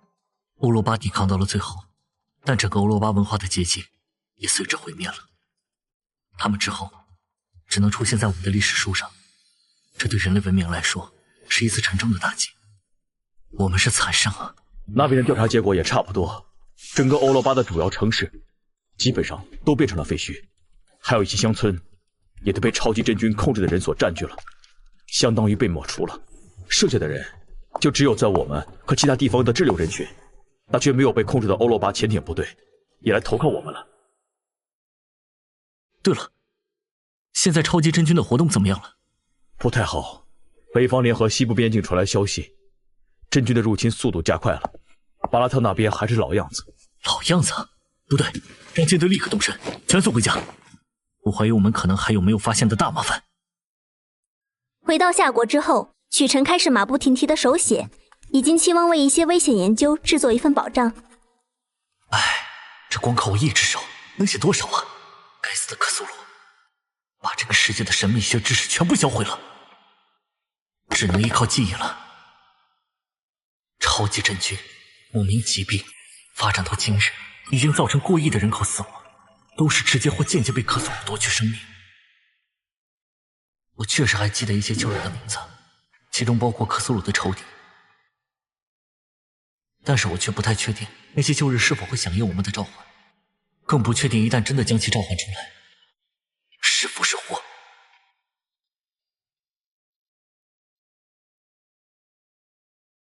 为了文明的存续，为了夏国和人类的存在，为了爸爸，我必须想尽办法，甚至不计代价的获取一批知识。那就只有找他了，尤格索托斯，万物归一者，门之始，所有知识的源头。他全知全识全能，拥有甚至连阿萨托斯都无法形成的巨大智慧。每一个拥有智慧的人都被认为只是尤格索托斯的一个部分，包括单纯的人类到最复杂的外神。据说如果取悦这个神，他或许会给我想要的知识。虽然我还没想好如何取悦他，不过我记得召唤尤格索托斯是需要咒语的，太后肯定不会回答这个问题，或许只能凭借王月说过的记忆恢复药物 EPLSD 才能回想起来。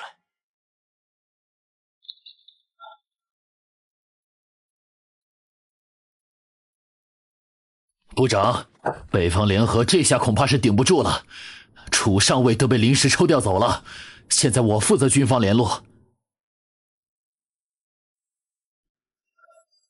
超级真菌的拟年菌态，这真菌这么会玩，但我们没什么办法吧？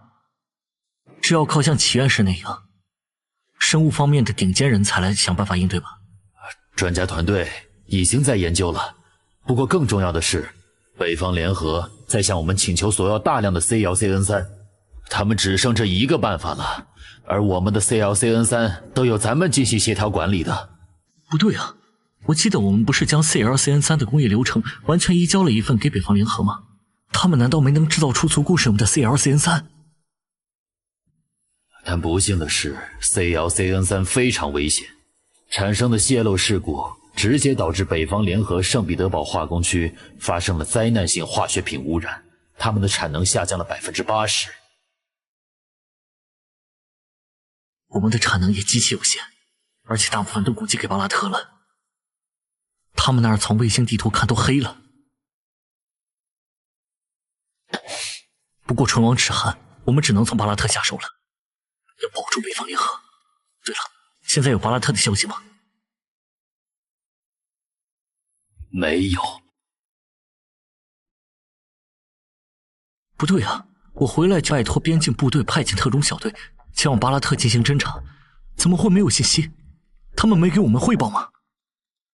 可我们对这件事没有印象，你是单独跟边境那边说的？我问一下。喂，没错，我是来询问向巴拉特派遣侦查的结果的。好。什么？是失败了吗？没有记录？怎么可能？需要详细调查。我明白了。楚上尉，你记得我曾经向3号议长提出调查巴拉特的请求吗？我知道了。怎么，有结果吗？不，他又出手了。你带了易经吗？看我这个反应，既然你们携带了易经，或许你们就能安全地接触带有一定污染的知识，也就是说，我能泄露一些打擦边的禁忌知识给你们。你不是每次发现什么都会给我们分析，已经把你能说的都已经说出来了吗？某些知识是带有污染的，我们很有可能被抹除了一支特种队伍，有可能是彻底的从人类的记忆甚至记录中抹除。目前只有我能捕捉到他们存在的痕迹。如果我随意说出这个信息，你们很有可能会被盯上。真的不应该呀！你是说任何存在的信息都被抹除了？没错，我们甚至很可能找不到失踪的究竟是哪支特种小队，并且我个人也想知道巴拉特究竟是怎么回事，为什么一直接收我们的各项球员，但是没一丁点动作？你想去边境探查，你恐怕连枪都不会使吧？并且估计你也不知道秘密穿越边境到底有多危险，无数蛇鼠蚊虫，悬崖密林，不如再派遣一支特种部队前往侦查。有可能重蹈覆辙，他不可能不再出手的，只有我或许能不被他注意到。我们现在有这个了，分配给一支特种小队绝对没问题。好吧，但易经的作用可能有限。部长，我们不畏惧牺牲，只要我们做的事情有意义。好，那就去办吧。苟利国家生死以，岂因祸福必趋之。边境一定会去的。对，我听说咱军队有很多无人机，直接派遣空中预警机、固定翼无人机之类的去进行侦察，摔了坏了也不心疼。在那些无人机起飞前，我给那些无人机附魔一下，就是给无人机上面写上易经，这方法绝对可行。前线，你知道现在那儿有多危险吧？我知道，但就问你同不同意吧。哎呀，我的许大部长，现在北方联合正在与我们交涉，他们境内的超级真菌形势不容乐观，我都忙得火燎眉毛，你小子就别再给我添乱了。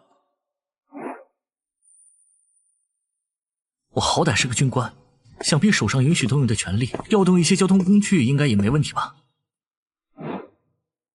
我已经跟边境还有路上所有营地打过招呼了，他们是不可能给你提供交通工具前往巴拉特的。这下是真没办法了，只希望石强能把我的话带到，别一个个去送人头。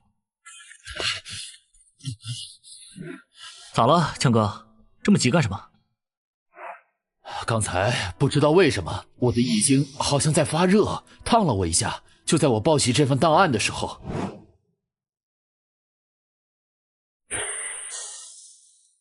易经发射，成功抵御了污染，那这份档案……你还记得这份文件吗？等会儿我看看，这是利剑小队的档案，我记得挺厚的，怎么就剩这么一点了？很好，你没忘记，利剑小队恐怕遭遇了袭击。你刚才易经的异变，很可能就是他们遇袭后，他对你发动了认知污染。石强，我们得做点什么。有关利剑小队的袭击，如果你说的是真的，你口中的第一支小队就是这么消失的。没错，我们不能让利剑小队也全军覆没，这不是简单的侦查，涉及超自然力量，唯一能解决这件事的，可能只有我。不，你不用再说了，我知道你还是念念不忘要去巴拉特，但我要告诉你，正因为巴拉特非常危险，我们才更不能让你去。许晨，这是战争，你是议会全体成员，议会最高科学院所有科学家联名要求保证安全的人，不需要你身先士卒。现在我们都是你的兵，只要你能带我们取得胜利，我们无所谓牺牲。但你不行，国内所有患病者数量已近80万，死亡超过16万。如果医学没有突破，这80万人注定死亡。我们的学者、同志、战友都死在了他手里。更绝望的是，我们根本无法阻止。只有你才是我们唯一的希望。衡量起来，你比我们所有人加起来还要重要。巴拉特恐怕已基本沦陷。CLCN3 支援可能根本没起作用，特战小队很可能就是去送死的。但是如果真的就此不管，做不到，被推到这个位置，正是因为我的多管闲事。如果坐视不管，我就不再是许晨了。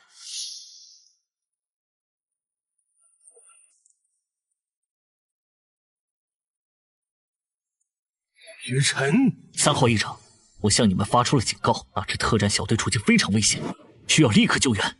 如果不行，我可以亲自过去，但你拒绝了，还说你们会行动。但现在他们的处境没有任何改变，他们已经撑不了多久了。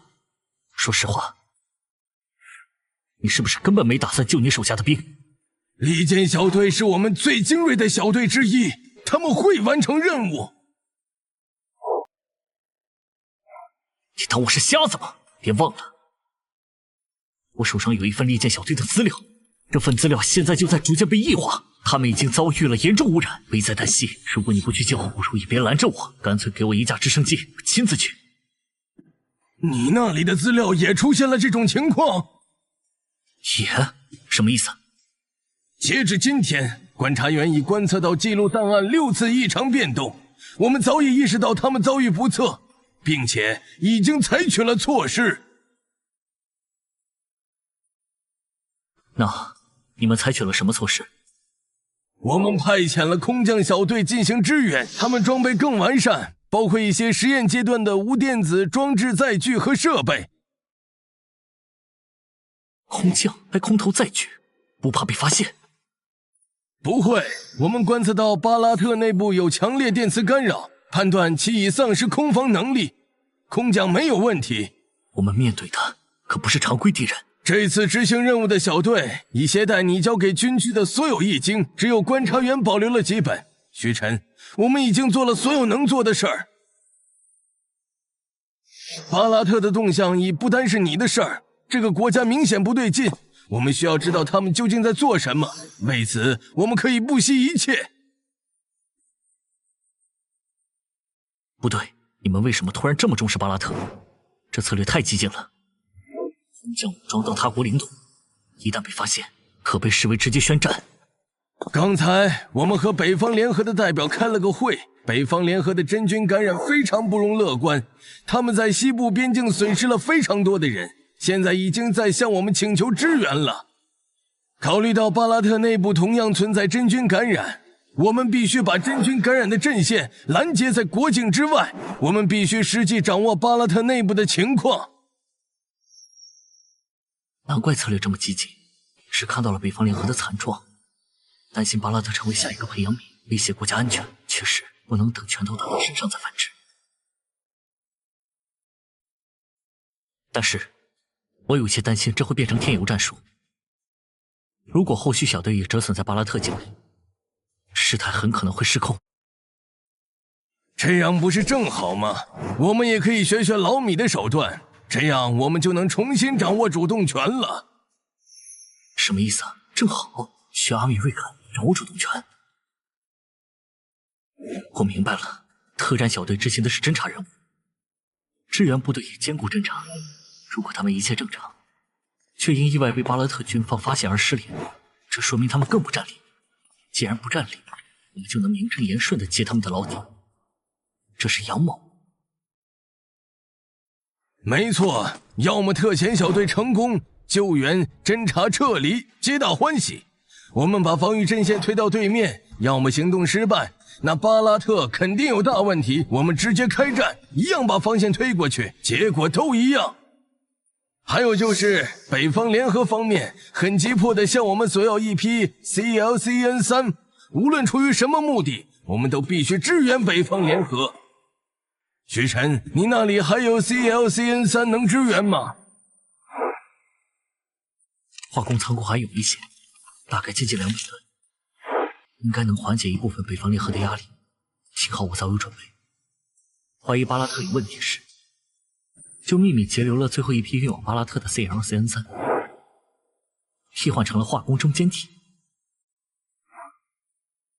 太少了，你那里还有没有更多？没有。CLCN3 不是农药，成绩都比它温和，起码接触成绩不会立刻致死。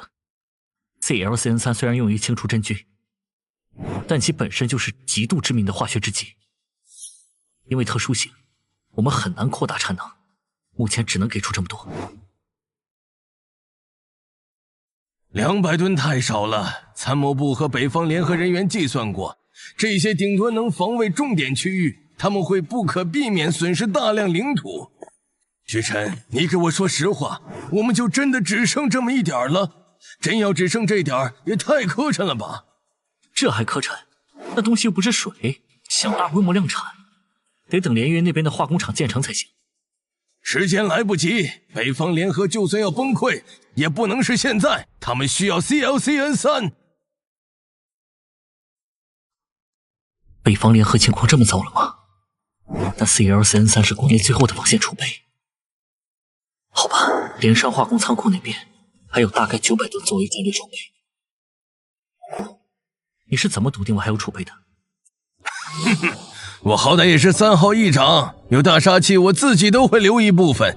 那好，留够太平镇够用的量，剩下的尽可能支援北方联合。我们现在还不能失去这个盟友。不行，太少了，我得多留一些。你小子，这是能讨价还价的事儿吗？刚才我已经跟西莫夫同志谈过了，我说你才是国内 CLCN3 的负责人，他们坚决要见你一面。等会儿会携带详细资料，搭乘直升机去你那里，当面跟你交流要计事项。放心，他们还不知道你的其他身份，只会知道你是 CLCN3 项目负责人，你就自己跟他们谈吧，能留下多少看你嘴皮子了。等会儿，直升机？行。奇怪，我怎么感觉你好像有点高兴？有吗？您听错了。那就这样，我等他们过来。机会来了。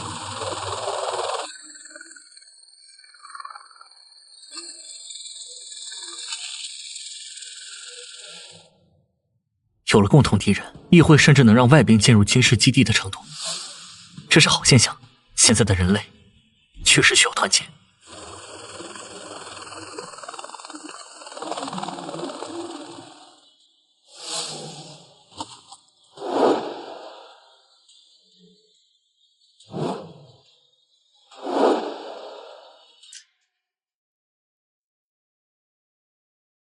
头一次见到梅丽静也这么完美的女孩子，看西莫夫那温柔的眼神，这少女身份不一般。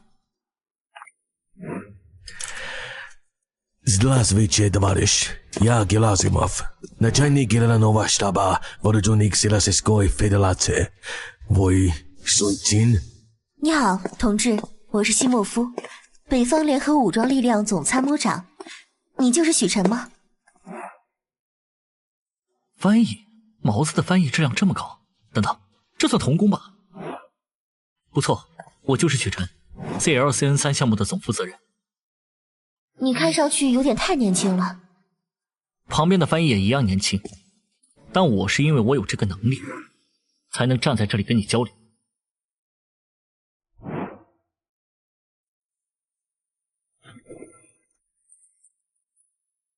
这个是你们领事馆发放的翻译器，有了这个，我们可以更方便交流。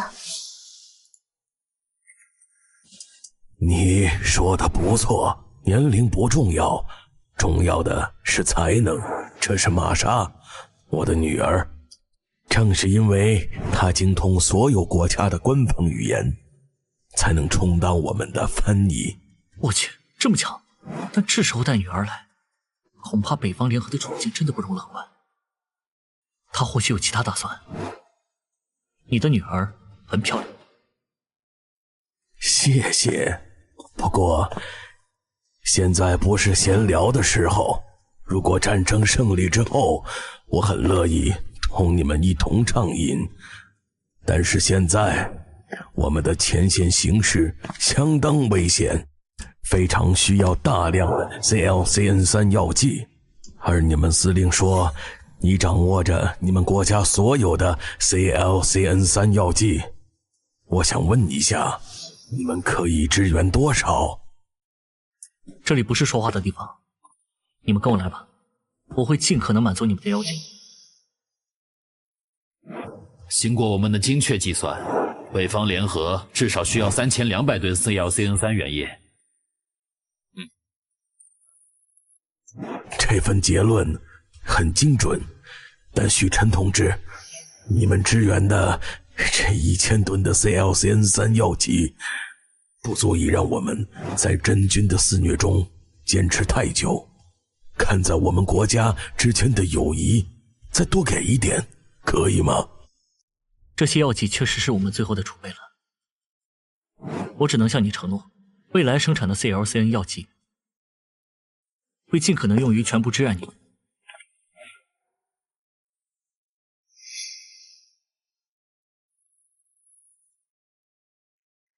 抱歉，许琛同志，我们发现贵方已经完善了 CLCN3 化工生产线，保守估计，你们应该已经生产了近10000吨的 CLCN3 药剂。那么那些药剂去了哪里？剩余的 CLCN 药剂已被我们用于支援邻国巴拉特。鉴于巴拉特与我们国家紧密相邻，一旦其境内爆发无法控制的真菌感染，将对我国构成无法挽回的严重威胁。我们不可能坐视不管。来了，巴拉特这么多药剂，即使是我们国内的超级真菌都够灭上2遍了，应该会有所剩余。既然如此，我们是不是有机会从巴拉特那里获得部分 CLCN3 药剂？概率不大。据我所知，巴拉特境内有一些不太妙的情况发生。如果不是这样，我还未必能有 CLCN3 可以给你们。不过我已经派遣小队进去调查了，我怀疑巴拉特也有深潜者的另一个分支。如果你们愿意和我一起去边境看看，说不定会有所收获。我们可以合作应对巴拉特的威胁。不是，部长，你原来在这儿算计着呢。许琛同志，北方联合愿意进行合作，我们立刻出发前往巴拉特边境。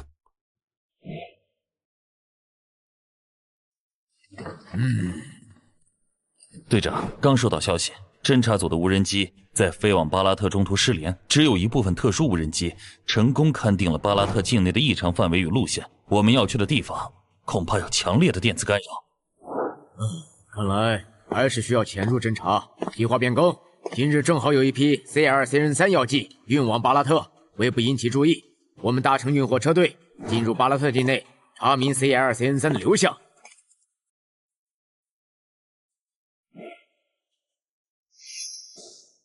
这是最便捷的方法。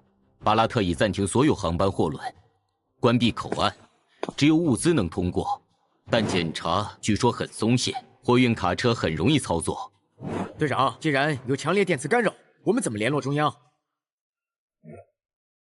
一旦进入巴拉特境内，我们就等于失联。不过，据无人机视察，电磁屏蔽主要在低空生效，对高空影响不大。我们的飞机会一直在高空监视，需要撤离时，我们脱离干扰圈后发射信号弹，直升机会来接应。巴拉特的反应不在我们的处理范围。那没有设备，我们怎么收集情报？这个不必担心，后勤部没有专门的胶卷相机，不依赖电脑，出发前会带过来。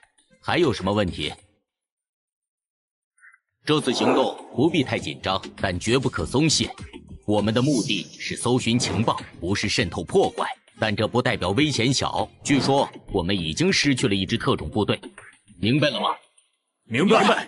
好，灰狼，把我那个小包拿过来。石头、豹子、夜宵，你们也过来领一下。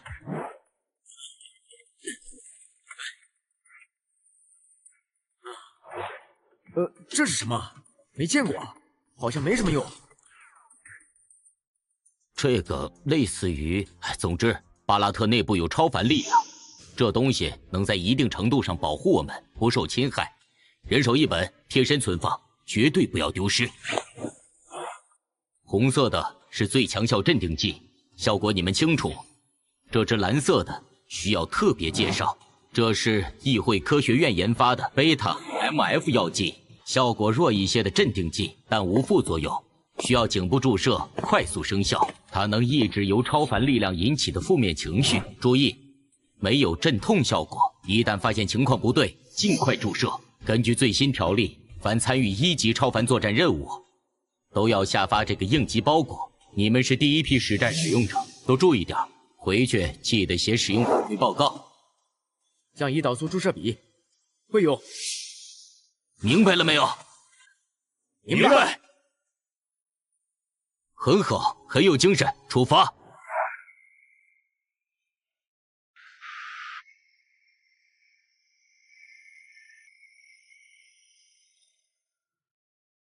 我们的铁桶质量信得过，但巴拉特关爱检查站能信得过吗？喂，灰狼，想啥呢？担心任务？没想啥，就是好像感觉少了点什么。还有，我们就这么过关，有点不保险。你倒是想得周全，不过队长说了，咱有些东西要运进去，不然徒步不吃不喝不眠不休，能探索多远？猎鹰说的对，队长早打听过巴拉特的关爱检查情况，只能说根本不用咱担心，别的部门早打点好了，一路绿灯。与其操心这个，不如关心手上的枪，那是报名的。那可不，格雷塞尔93，正宗德意制货，后听说绝版了，说等任务完成就归我了。快到检查站了，静默。检查站？等等，没有路障，没有哨兵，怎么会空一人？下来吧，就从这里下车。注意，车队再走13公里就到中转站，卸货后回，之后的路靠我们自己了。巴拉特的路况只允许用摩托车，这些车都特别改造过。上车，提前赶往中转站侦查。是。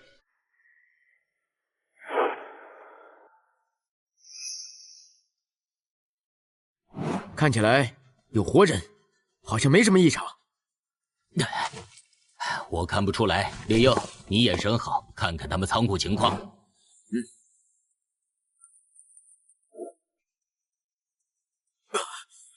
错觉还是傻。对了，该看看时间了。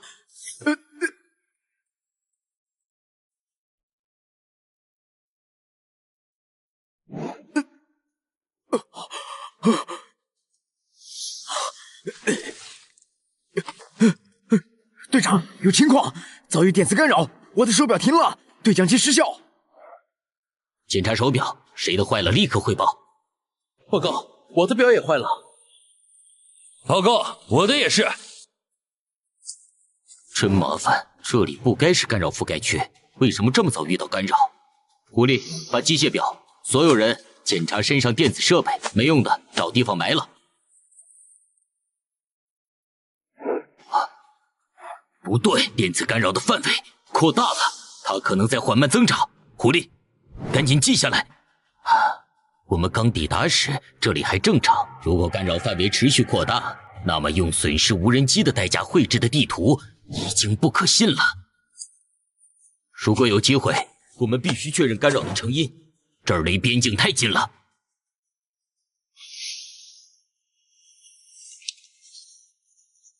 队长，既然有电磁干扰，对面的设备估计也用不了。就他们的单兵素质，我们这次行动反而更简单了。没那么简单，别忘了，我们在这里损失过一支小队，能执行边境渗透侦察任务的都是精锐中的精锐，怎么可能一点消息都没传回来？如果他们面临的不是来自巴拉特的力量，而是更难以对付的东西。队长，有情况，我发现他们的中转站还有通道。你看，队长，我注意到中转站后面的空地有大型车辆的车辙印，大致往西南延伸，还有一条往西北方向。向西南延伸，基本是农业区和一小片聚集区，更远是肯斯登城，交通不便。从这儿出发，只有西北方才有铁路网。果然有鬼，有一部分东西直接被送到了这个地方。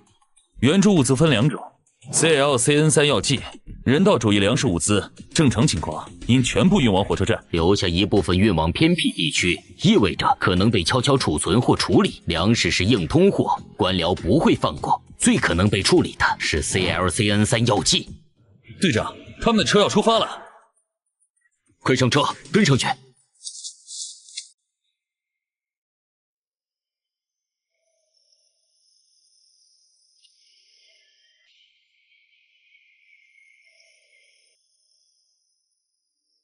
对方根本没防备会有人跟踪，夜幕是最好的掩护，这才是面对无戒备目标的正常任务过程。营室里采树枝被发现，那是为了情节冲突。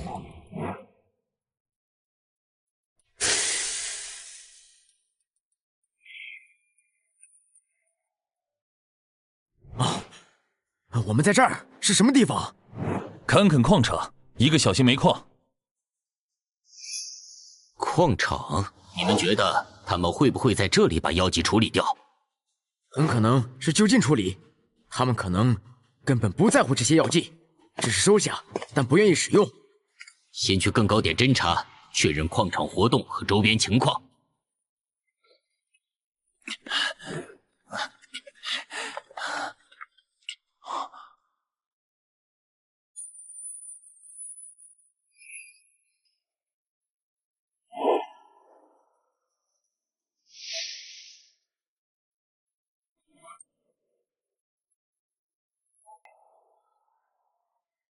这里居然能正常使用电力，龙门吊、探照灯，难道巴拉特某些地区能免疫电磁干扰？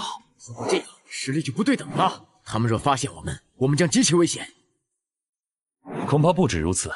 如果巴拉特掌握了电磁干扰的免疫方法，就意味着他们很可能知道干扰的成因，甚至能操控它。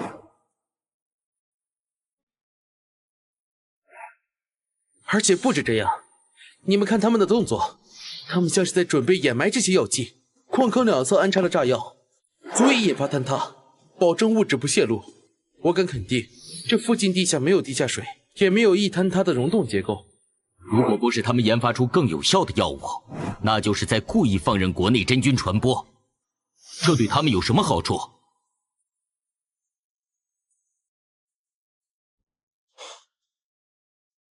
会不会就和他们现在能利用电磁干扰有关？不能确定，不过我们至少确定了 CLCN3 的下落。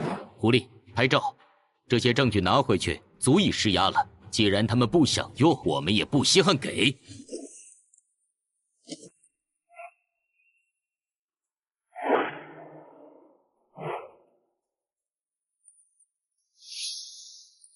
灰狼，你保管，我们还得靠近点儿。检查那些探照灯，最好能接触到发电设施。另外，桶装的 CLCN3 好像没在坑里，需要搜寻剩余药剂的下落和更多证据。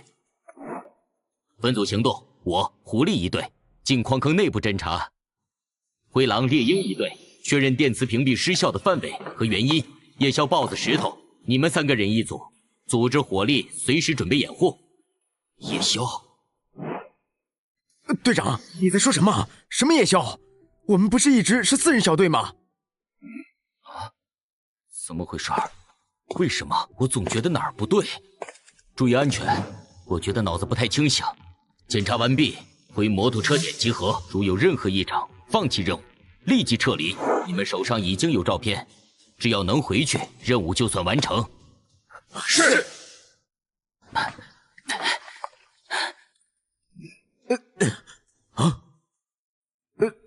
又是那种温暖感，错觉吗？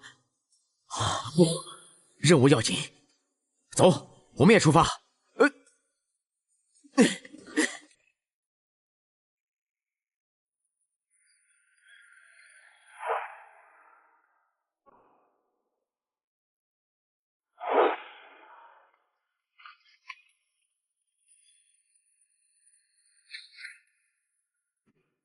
队长，你看那个地方。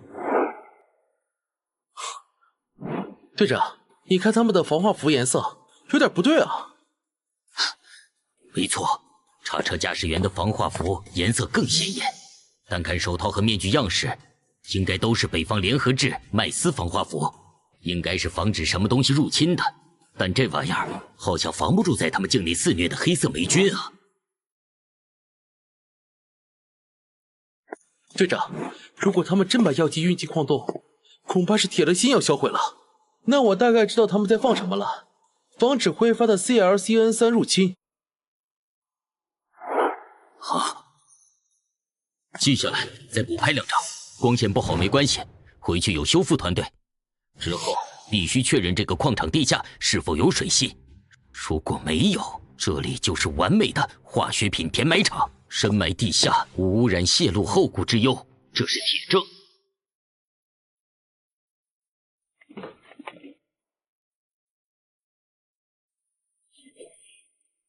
就这样，咱们的任务算完成了吧？到现在好像也没遇到什么危险。如果真这么简单就好了。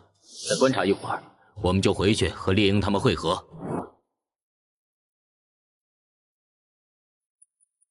队长，你说他们这么做到底图什么？用不了存起来也行，非要销毁。作为队长，我本不该说没把握的话，但现在看来，巴拉特不仅有鬼，而且鬼大了去了。他们是不是知道了北方联合的惨状，才敢这么干？狐狸，你书读得多，你说，要是有叛国罪，那会不会有叛人类罪、叛囚罪？谁能想到真有外星人入侵？现在这情况也不差，立法有滞后性，国际法也是。我觉得没有。包子，你怎么看？队长，你在问谁？问谁？当然是豹子。奇怪，我衣服里好像有什么东西在发热。队长，我们这儿只有2个人啊，你到底咋了？在刚刚都不对劲儿。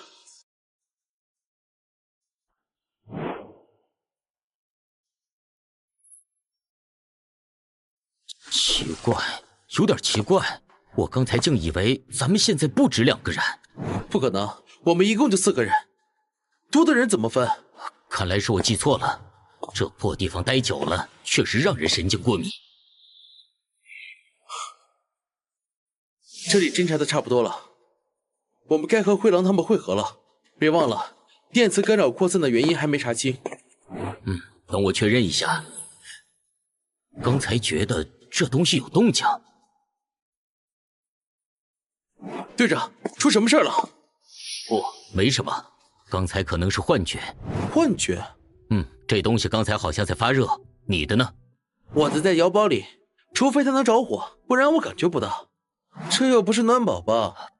不对，技能不对，我记得里面放的是易经，上面说的很重要，我检查一下。这东西好像没什么变化吧？爻辞上六，细用灰墨，至于从疾，3岁不得，凶。队长，这些字看起来有点奇怪啊！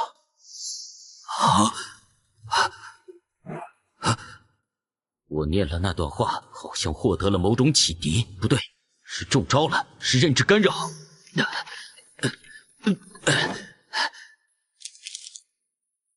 中招了！豹子呢？豹子去哪儿了？队长，你在说什么？谁去哪里了？是豹子。